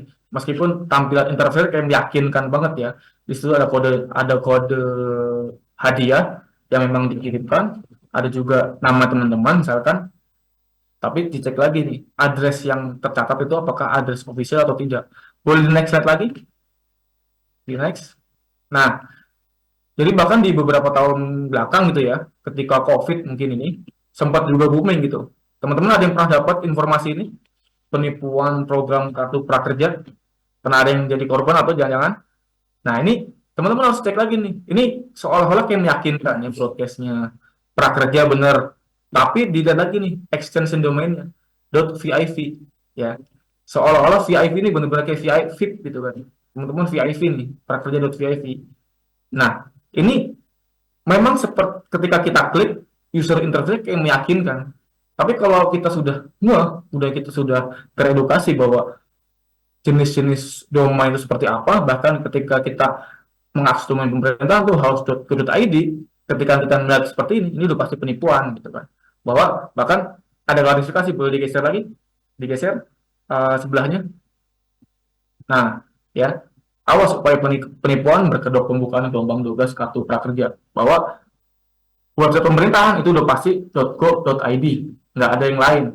Jadi kalau teman-teman tiba-tiba dapat informasi BLT misalkan, atau apa ya, bansos misalkan, atau STB, tapi suruh mengaksesnya website yang di luar .go.id, itu udah pasti phishing, udah pasti penipuan. Ketika ada teman-teman menginput semua informasi teman-teman, itu akan terrecord datanya teman-teman. Ketika sudah terkena seperti itu, gimana? Ya sambil berdoa aja, karena data yang udah dikirim nggak bisa ditarik gitu ya, nggak bisa ditarik, udah tercatat. Berdoa sambil mudah-mudahan nggak ditindaklanjutin sama si penipu gitu. Makanya teman-teman harus hati-hati ketika mendapatkan informasi-informasi seperti ini, gitu. Terutama orang-orang yang memang sangat membutuhkan gitu ya, apalagi isunya isu bansos atau isu prakerja atau isu BLT, ya kan pasti semua orang membutuhkan gitu. Maka tapi dicek lagi, jangan sampai kita mengirimkan data-data pribadi kita ke alamat yang salah seperti itu. Lalu kalau udah seperti ini, kayak gimana lagi? Boleh di next slide lagi? Nah, jangan asal klik. Tadi juga udah disampaikan, kenapa kita jangan asal klik? Karena ada juga tipe penipuan itu berbentuknya malware. Tadi udah dijelasin sama Pak Usaini ya, malware. Kalau tadi kan phishing. Phishing itu ketika teman-teman klik itu nggak jadi masalah, asalkan teman-teman nggak input data. Kalau teman-teman input data itu udah pasti data teman-teman akan bocor ke orang. Nah, ini ada lagi jenis modus itu menggunakan malware atau link phishing tapi malware. Ketika teman-teman klik itu udah pasti catch-nya tuh record. Boleh di next lagi. Nah, ini namanya Parmin handphone ya. Ini modusnya ini biasanya akan mengarahkan si calon korban untuk bisa mengklik sesuatu atau menginstal sesuatu ya. Ya, kemarin sempat juga viral kan, teman-teman ada yang pernah dapat undangan pernikahan digital? Pernah ada yang dapat?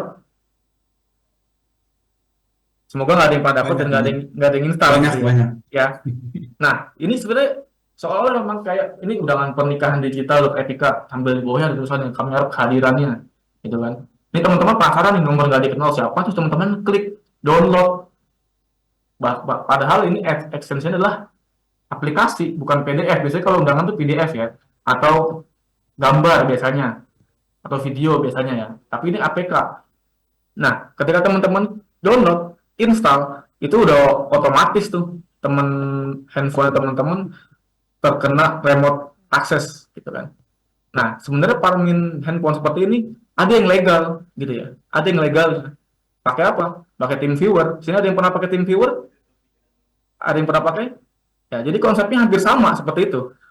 tim viewer. Jadi teman-teman bisa nge-remote, misalkan laptop teman-teman di rumah, terus teman-teman jauh gitu kan. Ketika pakai tim viewer, teman-teman bisa mengakses dari handphone, bisa gerak-gerakin tuh. Tapi dengan permissionnya secara legal gitu ya, teman-teman tahu IP address di laptopnya, di input, nanti teman-teman bisa ngendali ini. Nah, kalau ini, teman-teman harus install. Ketika teman-teman install, udah otomatis perangkat teman-teman tuh kena remote access gitu. Bahkan sempat ada juga ya konten kreator IT gitu sempat ngebongkar aplikasi itu nih. Isinya apa aja. Nah, ini ada di samping ini. Ada build config Java, main activity Java, ada notification service, receive SMS, send SMS. Nah, ini yang paling penting nih. Receive SMS. Jadi, aplikasi ini dia bisa ngebaca SMS yang masuk ke teman-teman. Nah, SMS ini biasanya dipakai buat apa? Buat OTP ya. Kode OTP, one time password. Nah, ketika si penipu itu udah tahu one time passwordnya teman-teman, karena kan OTP itu maksimal ada waktunya tuh, 5 menit sampai 10 menit. Ketika lewat dari situ, udah nggak berlaku lagi tuh OTP-nya. Nah, ketika si penipu ini udah bisa akses handphone teman-teman, SMS sudah bisa akses, apa yang terjadi? Ya, pasti ludes tuh kalau teman-teman handphonenya ada M-Banking ya. Makanya tadi juga disarankan sama Pak Usa ini, bahwa M-Banking dipisahkan sama handphone yang bisa digunakan sehari-hari dari WhatsApp-nya. Bahkan saya juga menerapkan nih, M-Banking sama WhatsApp itu dipisah, nggak jadi satu. Jadi, insya Allah aman, dengan harapan aman kita, mudah-mudahan nggak terjadi gitu ya. Bahkan misalkan kita lagi pusing misalkan, atau lagi penat, capek gitu ya, terus tiba-tiba dapat pesan kayak gini, kayak kan, akhirnya kita nggak sengaja klik, ya sudah bisa terkena remote access gitu. Nah, sebenarnya kalau udah kayak gini, kalau kita teman-teman secara sadar nggak klik atau menginstal, apa sebenarnya yang harus dilakukan? Sebenarnya belum tahu pasti kita harus seperti apa. Cuma saran-saran dari para IT ya, ketika teman-teman nggak secara sengaja menginstal aplikasi ini, langsung buru-buru handphone teman-teman dulu kembali setelan pabrik, kan, supaya kembali lagi tuh handphonenya kosong lagi dari awal lagi. Seperti itu. Jadi nggak ada ya di sini di 143 peserta ini yang pernah menginstal aplikasi ini. Mudah-mudahan nggak ada ya. Semoga tidak ada ya Pak ya. Bapak izin mohon mengingatkan kembali waktu untuk penyampaian materi tinggal 2 menit lagi. Oh ya, baik. Siap. Boleh di next slide lagi? Nah, ini ada social engineering. Nah, ini yang tadi sudah saya sampaikan, ini biasanya modusnya ini pakai OTP. Nah, tapi beda sama yang Parmin tadi. Nah, biasanya ketika dia kirim OTP, nanti ada yang telepon tuh, ya, dengan pendekatan-pendekatan yang bagus, seolah-olah dia kayak saudara, dia minta OTP kita seolah-olah untuk bisa mendapatkan hadiah, gitu ya. Saya juga pernah ngalamin, teman nggak sampai kirim OTP karena udah tahu itu modusnya seperti apa. Ya. Boleh digeser lagi, di next lagi. Nah, contohnya seperti ini OTP. Ya, teman-teman mungkin udah sering dapat OTP di SMS. Boleh next slide lagi. Next. Nah, tadi ada modus-modus penipuan di internet. Lalu sekarang kita ke belanja online. Kita mungkin teman-teman banyak jadi pelaku sosial e-commerce ya, e-commerce, belanja ataupun jualan. Nah, ini juga banyak sekali terjadi penipuan. Ya, bahkan saya pribadi salah satu korban penipuannya di mana? Di online shopping gitu. Karena kita tergiur sama harga murah, kita beli, akhirnya ketika bayar nggak dikirim tuh barangnya. Padahal saya udah tahu, oh kita kalau mau skema belanja online itu harus menggunakan orang-orang terpercaya, tapi karena memang kita tergiur sama promosi murah, akhirnya kena juga tuh kemakan promosinya dia. Boleh next slide lagi? The next? Ya. Nah, jadi teman-teman ketika belanja online tuh pastikan teman-teman menggunakan escrow account. Escrow account itu apa sebenarnya sih? Semacam rekening bersama. Kalau dulu teman-teman di era 2010 itu ada namanya Kaskus ya. Kaskus, ada FJB Kaskus. Teman-teman kalau belanja itu pakai jasa rekber supaya apa? Supaya lebih aman. Nah, skema escrow account kenapa bisa aman? Karena kita lihat nih. Jadi ketika si buyer mau beli barang itu tidak langsung transfer uang ke seller. Jadi transfer dulu nih ke rekening penampung. Nanti ketika seller sudah kirim barang, terus si buyer terima barang, konfirmasi penerimaan barang sesuai, baru nanti si penampung akan transfer ke si penjual gitu. Nah, skema ini udah diterapi nih di marketplace besar di Indonesia. Kita sebut aja si hijau, si merah, si oranye ya. Dan ini udah menerapkan escrow account. Jadi teman-teman ketika beli barang di marketplace tersebut, itu dana nggak langsung ditransfer ke si penjual ya. Teman-teman ada yang pelaku juga di sini, marketplace, jualan marketplace. Ya, konsepnya seperti itu. Ketika ada pembelian, kita nggak langsung dapat uangnya, tapi kita harus kirim barang dulu. Ketika nanti si buyer ini sudah terima barang, konfirmasi penerimaan, baru kita dapat dananya gitu. Nah, ini beda lagi kalau teman-teman itu lihat promosi di WhatsApp gitu ya. Ini biasanya orang-orang banyak tertipu di WhatsApp ataupun di Facebook misalkan marketplace, karena platform tersebut kan nggak ada menyediakan escrow karena memang tidak boleh diregulasi kan. Sosial media itu jadi salah satu platform jual beli. Kalau mau beli harus diarahkan ke marketplace yang resmi gitu. Nah, ini biasanya terjadi di Facebook nih atau di WhatsApp. Ketika ada orang beli, bisa nggak kita belanja melalui si hijau, si merah, si oranye? Kalau dia bilang bisa, nah insya Allah itu amanah penjual. Tapi kalau dia bilang, wah nggak bisa Kak, biasanya kita cuma langsung beli, langsung bayar aja, karena udah bisa seperti itu.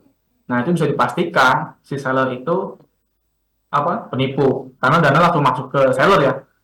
Jual putus, udah mau jangan ngirim barang, udah terima dananya, kita tinggal masalah aja tuh, berharap bisa kirim barang sampai saat akan kunjung datang.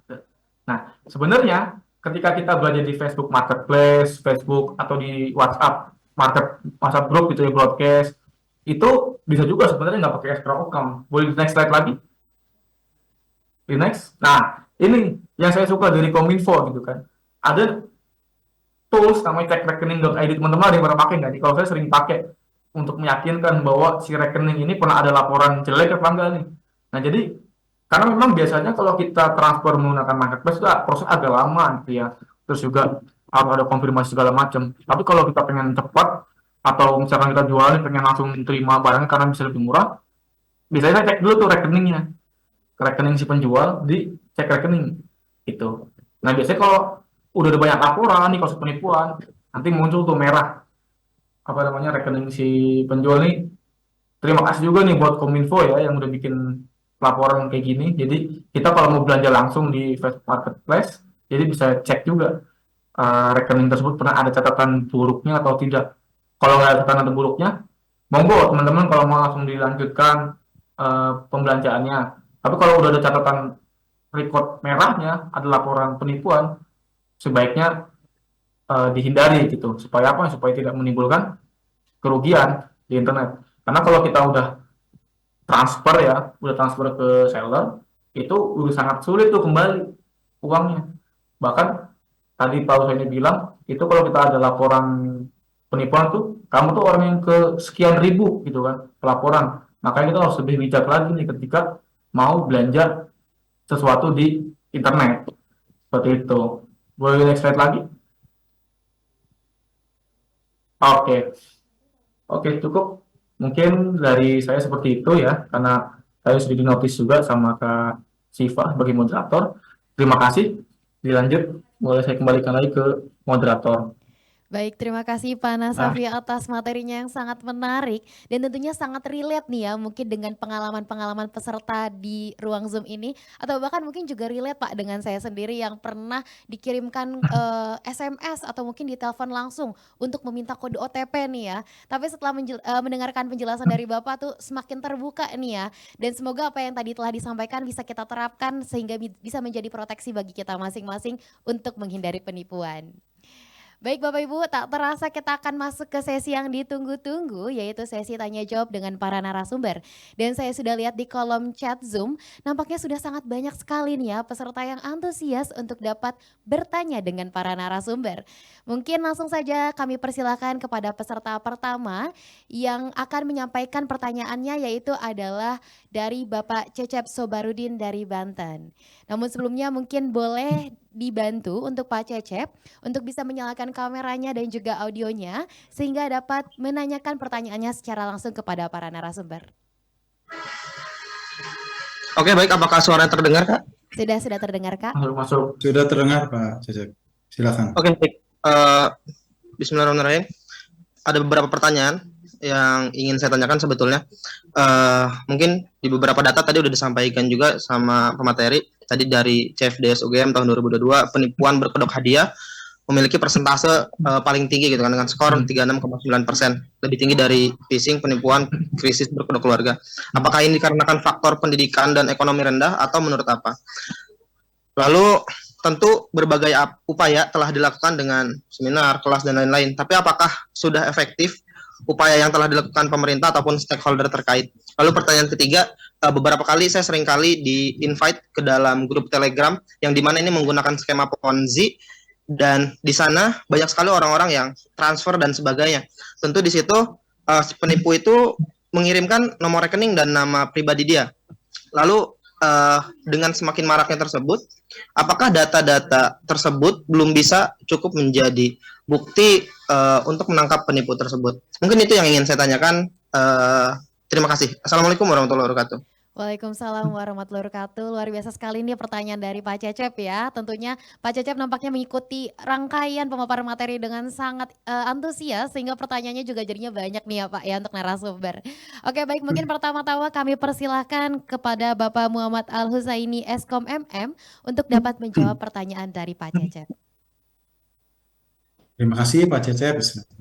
Jadi bagaimana tadi data CFDS UGM yang 2022 dengan presentase 36% ya, penipuan online terbanyak ya.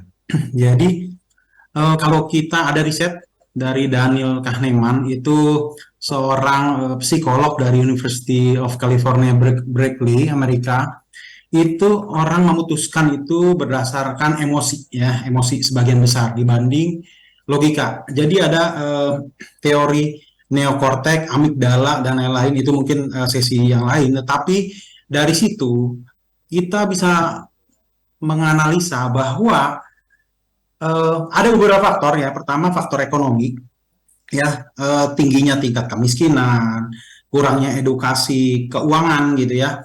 Jadi banyak skema Ponzi itu nyasar ke kalangan bawah ya. Di lingkungan saya pun itu terjadi gitu ya. Bagaimana skema Ponzi itu menyasar ya kepada beberapa orang, dan testimoni itu dihimpun di awal, mereka keluar uang ya. Jadi bagaimana mereka keluar uang untuk menipu, itu modal dulu ya, sehingga orang percaya gitu ya. Dan orang yang melakukan penipuan bukan penipunya, tetapi adalah konsumen yang telah menerima manfaat ya. Jadi banyak seperti First Travel waktu itu ya, orang-orang yang di serving oleh mereka itu luar biasa. Dan tokoh-tokoh berpengaruh, orang-orang yang terkenal gitu ya, mereka mempengaruhi dari orang lain biasanya. Nah, pendidikan kita juga banyak yang rendah ya. Terus edukasi digital, tadi bagus sekali Mas Nasafi menjelaskan ya, banyak real contoh-contoh ya. Mungkin saya lebih tertarik ke konsep sama caranya bagaimana penipuan itu, sehingga kita bisa memahami konsepnya gitu ya. Untuk psikologis juga, manusia itu secara umum banyak yang ingin mendapatkan sesuatu yang mudah dan instan. Jadi terus ketakutan ya, budaya ya, jadi budaya yang ingin kaya mendadak ya, teknologi juga. Nah, saya waktu itu sempat melakukan sedikit riset kecil-kecilan ya, bagaimana, kenapa ya penipuan itu nyasarnya ke milenial ya. Ini penting juga ya. Nah, karena milenial itu adalah orang yang punya uang saat ini. Nah, sebagian besar yang punya uang adalah milenial ya. Nah, dan cara penipuannya itu beda-beda ya. Jadi kalau baby boomer, mungkin teman-teman tahu ya, baby boomer, Gen X, Gen Y, Gen Z ya. Saya jelaskan dulu ya, baby boomer itu tahun 46 sampai 64, mungkin kakek kita ya, itu baby boomer ya. Gen X itu bapak kita lah, lebih gampang, 65 sampai 80. Milenial itu 81 sampai 96 ya. Gen Z 97 sampai 2012. Habis itu Gen Alpha. Dan penipuannya itu beda-beda ya. Jadi gini, ini lucunya, baby boomer itu karakteristiknya itu mereka nggak familiar sama teknologi ya. Gampang percaya, pengen bantu orang. Penipuannya tuh berkedok hadiah banyak kan. Terus berkedok keluarga, penipuannya via telepon. Jadi orang-orang baby boomer itu ditipunya lewat telepon gitu ya. Ngaku sebagai anggota keluarga yang butuh bantuan dan lain-lain yang tadi sebutin Mas Nasafi itu yang orang ditelepon dan lain-lain ini banyak kan baby boomer ya karena Gen X itu udah familiar sama teknologi digital, aktif di media sosial. Biasanya Facebook udah mulai tuh Gen X ya. Biasanya phishing, penipuan investasi ya, penipuan akun media sosial. Biasanya ngirim email atau pesan phishing ya. Seolah-olah dari perusahaan BCA atau Mandiri atau dan lain-lain perusahaan-perusahaan besar dengan keuntungan yang tinggi. Biasanya kayak gitu untuk Gen X nih. Lalu bisa ngeretas akun media sosial gitu untuk nipu temennya dan lain-lain. Nah, kita perlu kasih tahu juga informasi sebelum klik tautan ya. Gen X itu ya, ini sangat mereka itu yang paling melek dan mengalami berbagai jenis generasi ya. Jadi penipuannya tuh belanja online, lowongan kerja, biasanya data pribadi gitu ya. Banyak juga menjebak melalui website atau aplikasi palsu gitu ya. Kalau Gen Z, karena Gen Z itu dilahirkan bersamaan dengan TikTok ya. Jadi mereka udah terbiasa melakukan sesuatunya secara digital ya. Mereka itu sangat relevan. Jadi orang-orang yang Gen Z itu relate ya. Dia ngelihat informasi ini relate apa enggak. Ketika relate dia akan terpercaya, dia akan percaya dengan informasi itu, dia akan ngerasa sama gitu. Kalau milenial nggak gitu, milenial ini lebih profesional, orang-orang yang dia lebih lihat konteksnya dan lain-lain. Jadi penipunya harus lebih profesional. Kalau Gen Z ini lebih banyak kan penipuannya tuh giveaway di media sosial, ada influencer, karena influencer tuh mempengaruhi orang ya, social engineering gitu ya, terus macam-macam lah. Jadi ada teknik-teknik yang nyasar ke giveaway dan lain-lain, influencer gitu ya. Nah, mungkin ada saran bagaimana caranya kita memproteksi diri gitu ya. Pertama, banyak penipuan lewat handphone gitu ya, phishing ya, email atau pesan seolah-olah dari lembaga terpercaya, penipuan investasi yang sebutin tadi Mas Nasafi itu masuk ke Telegram, orang-orang transfer ke situ, itu grupnya dia juga seolah-olah ini udah benar gitu dan nggak nipu. Itu skema Ponzi yang didanai langsung ketika orang udah transfer masuk kecil, lama-lama besar itu hilang gitu ya, social engineering gitu ya dan lain-lain. Terus lewat laptop kita mesti proteksi laptop kita juga, email, pesan dan lain-lain. Sesuatu yang kredensial atau konfidensial itu jangan ditaruh di media kita, entah handphone, entah laptop dan lain-lain. Kalau bisa taruh di media yang lain yang tidak terhubung sama internet kalau bisa. Kalau enggak itu taruh di proteksi yang lain. Misalnya ada foto-foto yang mungkin foto pribadi kita, password dan lain-lain, itu bahaya. Karena ketika bisa diakses, mungkin teman-teman pernah install aplikasi, mereka minta akses ke data, itu hati-hati. Kalau ada nginstal aplikasi dan lain-lain, itu coba dari software resminya, misalnya Samsung, dari Samsung Store, App Store dan lain-lain. Lihat, kalau dari aplikasi resminya itu kita bisa lihat juga gitu ya. Dan jangan kasih akses ke HP kita secara serampangan. Karena ketika kita ngasih akses ke mereka, mereka bisa meng-capture ya data-data yang kita tulis. Ketika kita menuliskan password dari internet banking kita, mereka udah capture-nya dari mana? Dari aplikasi yang kita sudah install dan secara sadar, misalnya aplikasi scanner, aplikasi foto, aplikasi apapun, dan kita benar-benar nggak tahu nih aplikasi ini nyusup ke handphone kita dan mereka melakukan monitoring gitu ya, mereka bisa baca gitu. Itu betul-betul luar biasa gitu ya. Kita hati-hati sekali dengan data-data kita, password ganti gitu ya, terus waspada, kritis, jangan hati-hati bertransaksi online gitu ya, install antivirus gitu. Yang terakhir, bagaimana ketika HP kita kena hack gitu ya. Ini banyak yang nanya saya juga kenapa HP kita. Sebelum itu mungkin kita mesti ada penyimpanan offline ya, satu tadi. Terus gunakan password manager ya, password manager untuk menyimpan password kita. Ya, lalu gunakan autentikasi 2 faktor ya, rubah password secara berkala ya, lalu jangan sharing KTP ke orang lain, data-data pribadi ya, terus ada privasi kita harus dijaga gitu ya, lalu pembaruan software seperti itu, teknis-teknis seperti itulah. Data kita mesti dicadangkan gitu ya. Dan terakhir ketika solusi HP kita kena hack ya, itu langsung ubah password, matikan datanya. Jadi hubungan dengan internet itu HP kita mesti diputuskan gitu ya. Tadi Mas Sofi bilang langsung di reset gitu ya. Mungkin kalau teman-teman sudah install autentikasi 2 faktor ya, keluar dari semua perangkat gitu, laporan ke WhatsApp gitu ya, scan virus ya, ubah segera password semua, email juga dan lain-lain gitu. Jadi hati-hati, jangan bagikan kode verifikasi ke siapapun ya, laporkan ke WhatsApp, ke bank dan lain-lain. Jadi teman-teman hati-hati, sekarang itu betul-betul teknik-teknik itu berkembang terus. Teman-teman juga kalau bisa kita ngecek rumah setiap hari kan, kita ngecek juga HP kita tiap hari 5 menit 10 menit aja buat keamanan HP kita, apakah ada yang login, apakah sudah diganti password, apakah internet banking sudah logout dan lain-lain seperti itu ya. Teman-teman, itu mungkin dari saya, silakan mau ditambahkan. Baik, terima kasih Pak Ushaini terkait dengan jawaban yang telah disampaikan ya, sangat komprehensif. Selanjutnya kami juga persilahkan kepada Bapak Nasafi Pramunuha untuk dapat mungkin menambahkan atau mungkin mempunyai jawaban lain terkait dengan pertanyaan dari Bapak Cecep Sobarudin. Ya, terima kasih Kak Syifa. Jadi ini menarik nih. Kenapa persentase paling tinggi itu berkedok hadiah ya? Apakah ini faktor ekonomi yang rendah atau faktor pendidikan? Sebenarnya nggak juga gitu kan. Tadi Pak Husaini juga menyampaikan gitu kan. Penipuan itu bahkan S3 di kuliah itu bisa kena scam juga di internet. Nah ini sebenarnya nggak perlu pendidikan rendah pun teman-teman juga harus tahu nih jenis-jenisnya.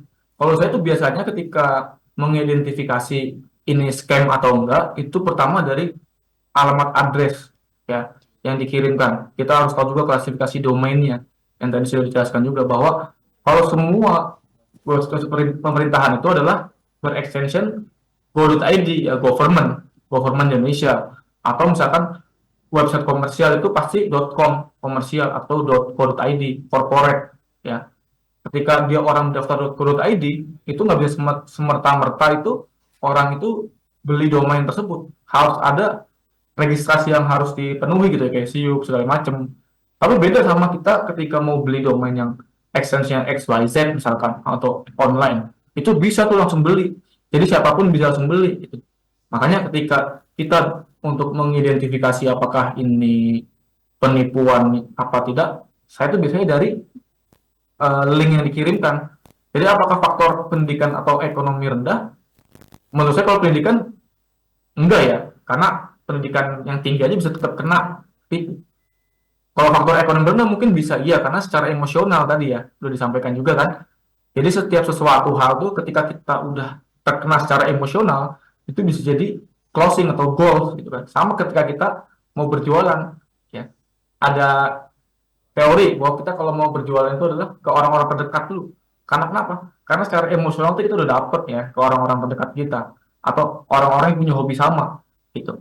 Nah, ketika kita udah tahu secara emosional biasanya akan lebih mudah kebawanya tuh, bisa menjadi pelakunya, bisa jadi salah satu korbannya, seperti itu. Ya, itu sih kalau dari saya ya. Baik. Baik, terima kasih Pak Nasafi atas jawabannya yang semakin melengkapi ya jawaban dari narasumber sebelumnya. Untuk itu saya kembalikan kepada penanya yaitu Bapak Cecep Sobarudin. Bagaimana, apakah sudah cukup jawaban-jawaban dari narasumber?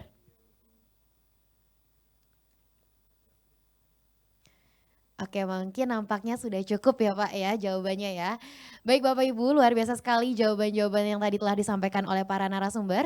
Namun mohon maaf sekali karena waktu yang dimiliki terbatas, maka sesi tanya jawab harus kami cukupkan sampai di sini. Namun sebelum kita akhiri sesi ini, mari bersama kita dengarkan closing statement yang akan disampaikan secara singkat oleh para narasumber yang hadir hari ini. Pertama-tama kami persilakan kepada Bapak Muhammad Al-Husaini Eskom MM untuk dapat menyampaikan closing statement-nya. Oke, terima kasih Mbak Syifa. Terkait cybercrime ini ya, bagaimana kita bisa membedakan mana informasi yang perlu kita share, rahasia, mana yang kita mesti share ke orang lain. Jangan berikan informasi kepada siapapun lewat media sosial. Lakukan pengecekan secara berkala. Semua itu apa yang bisa diakses, apa yang tidak biasa diakses. Kita harus juga teman-teman harus memahami bagaimana tahapan-tahapan dalam mempengaruhi orang lain. Itu kita pahami ketika kita dilakukan oleh seseorang ya pada tahapan tertentu, kita mesti memahami bagaimana orang itu menipu itu bertahap gitu ya, bagaimana melakukan penipuan besar juga bertahap. Jangan terbawa dengan emosi gitu ya, lakukan secara apapun itu secara logis dan tetap gunakan akal sehat kita gitu ya, gunakan ilmu pengetahuan kita, jangan serakah, jangan ingin pengen untung cepat dan lain-lain. Semua butuh proses gitu ya. Semua butuh proses. Lakukan juga pengawalan terhadap lingkungan terdekat kita gitu ya. Hati-hati terhadap link tautan yang tidak dikenal gitu. Apapun itu, sesuatu yang nyaman itu berbanding terbalik dengan keamanan. Ketika kita semakin nyaman, itu keamanan kita itu riskan. Jadi sesuatu kita buat lebih bertahap gitu, dari password, dari dan lain-lain gitu ya, dan terus bangun komunikasi dengan pihak yang ahli di dalam hal ini gitu ya. Lihat referensi, cek lagi berkala sumber-sumber informasi, sumber akun-akun tersebut dipercaya atau tidak ya, kita lakukan verifikasi, jangan terburu-buru gitu ya. Biasanya penipuan itu dilakukan secara terburu-buru sehingga kita tidak bisa memutuskan suatu, sehingga kita melakukannya secara emosional gitu ya. Ya, konsultasi terhadap pasangan, terhadap orang tua itu penting sekali. Jadi banyak faktor-faktor yang secara kita bangsa Indonesia itu sudah bagus sekali gitu ya. Jangan karena sesuatunya online, sesuatu kita putuskan sendiri, apalagi sesuatu yang penting dan besar kita lakukan secara terburu-buru, tidak dengan pertimbangan, analisa ya, dan riset dan lain-lain gitu. Jadi tetap gunakan tahapan-tahapan, tetap gunakan pengamanan, tetap gunakan semua informasi yang kita butuhkan untuk memutuskan sesuatu hal gitu ya. Terima kasih kepada teman-teman semua. Saya sangat bangga, saya sangat terkesan dengan acara ini. Terima kasih juga kepada Pak Ahmad Haris yang telah memfasilitasi, luar biasa sekali edukasinya dan pengabdiannya kepada masyarakat, dan Kominfo luar biasa terus mengedukasi masyarakat dengan literasi digitalnya. Saya mengucapkan terima kasih dan saya tutup dengan Assalamualaikum warahmatullahi wabarakatuh. Waalaikumsalam warahmatullahi wabarakatuh. Terima kasih Pak Husaini yang tidak pernah lelah ya mengingatkan kita kembali untuk tetap berhati-hati dan juga menjaga data diri kita. Selanjutnya mari bersama kita dengarkan closing statement yang akan disampaikan oleh Bapak Nasafi Pramunuha. Kepada Bapak Nasafi kami persilakan untuk dapat menyampaikan closing statement-nya. Ya, closing statement, bijaklah kita dalam menggunakan internet karena semakin liar internet itu terus berkembang. Kalau kita tidak bisa menerimanya dengan baik, kita juga tidak bisa menjadi pengguna yang bijak. Jangan coba-coba ketika sudah dibatasi ya, terutama buat teman-teman yang mencoba untuk mengakses situs-situs yang memang sudah dibatasi oleh pemerintah. Jangan pernah sekalipun, karena memang itu sudah dideteksi bahwa situs tersebut mungkin bisa mengandung malware. Jangan mencoba untuk mencobanya mengakses menggunakan VPN ya. VPN ini biasanya banyak dipakai sama orang-orang untuk mengakses situs-situs yang diblok oleh pemerintah gitu. Karena kita nggak tahu di situs tersebut apakah mengandung malware atau phishing atau segala macamnya, kita nggak tahu gitu kan. Kalau pemerintah sudah membatasi, ya udah kita turuti. Kita jangan mencoba untuk bisa mengakses, karena kita nggak tahu ya di situs tersebut apakah ada isinya. Bahkan ketika teman-teman udah klik, secara tidak sadar mungkin teman-teman di perangkatnya itu akan sering muncul iklan. Secara tidak sadar bahwa itu iklan malware, ada model namanya iklan malware. Seperti itu. Jadi bijaklah dalam menggunakan internet, karena perkembangan teknologi ini semakin liar, sehingga kalau kita tidak bisa menerimanya dengan baik, itu akan jadi bumerang untuk kita. Sekian dari saya. Terima kasih. Saya kembalikan ke Kak Siva. Baik, terima kasih Pak Nasafia atas closing statement-nya. Tentunya seperti yang tadi disampaikan bahwa kita perlu bijak dalam menggunakan internet. Selalu diingatkan kembali, semoga apa yang tadi telah disampaikan juga bisa membekas dan juga bisa diaplikasikan dalam kehidupan sehari-hari. Baik Bapak Ibu, terima kasih kepada para narasumber atas closing statement-nya. Sebagai penutup sesi diskusi hari ini, izinkan saya untuk dapat menyimpulkan apa yang tadi telah disampaikan oleh para narasumber, yakni banyak penipuan diawali dengan sebuah interaksi yang kemudian melibatkan emosi. Namun hal tersebut dapat diantisipasi dengan menjaga informasi pribadi kita dan tidak mudah terpengaruh secara emosi dengan orang-orang di sekitar.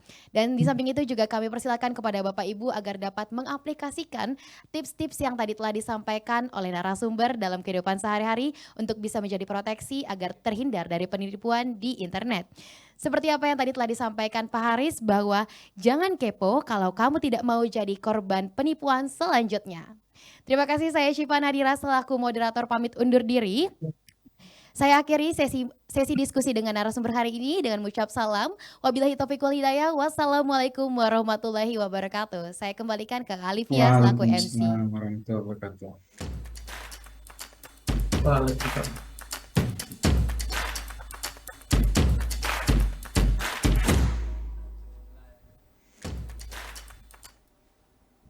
Waalaikumsalam warahmatullahi wabarakatuh. Terima kasih Kak Syifa Nadira yang telah memandu diskusi kita pada hari ini. Luar biasa sekali moderator kita pada hari ini memandu diskusi dengan sangat asyik dan sangat interaktif ya. Tadi juga sudah ada peserta yang bertanya dan juga sudah dijawab dengan tuntas oleh para narasumber kita hari ini.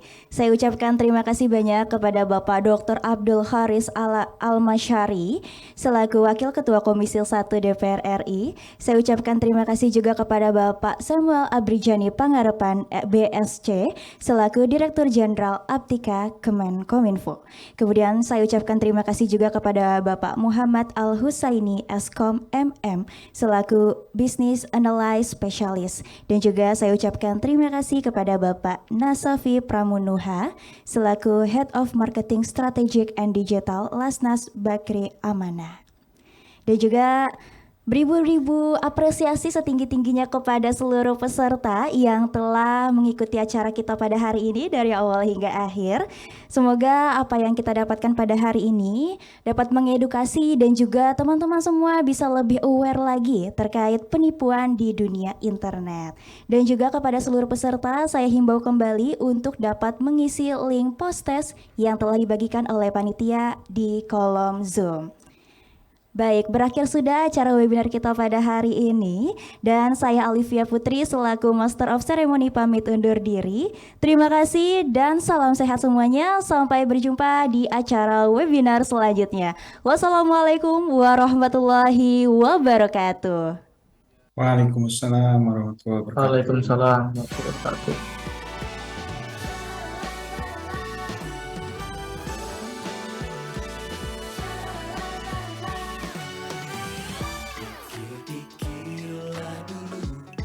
Kawan, sebelum bibir berucap, katamu terekam jejak.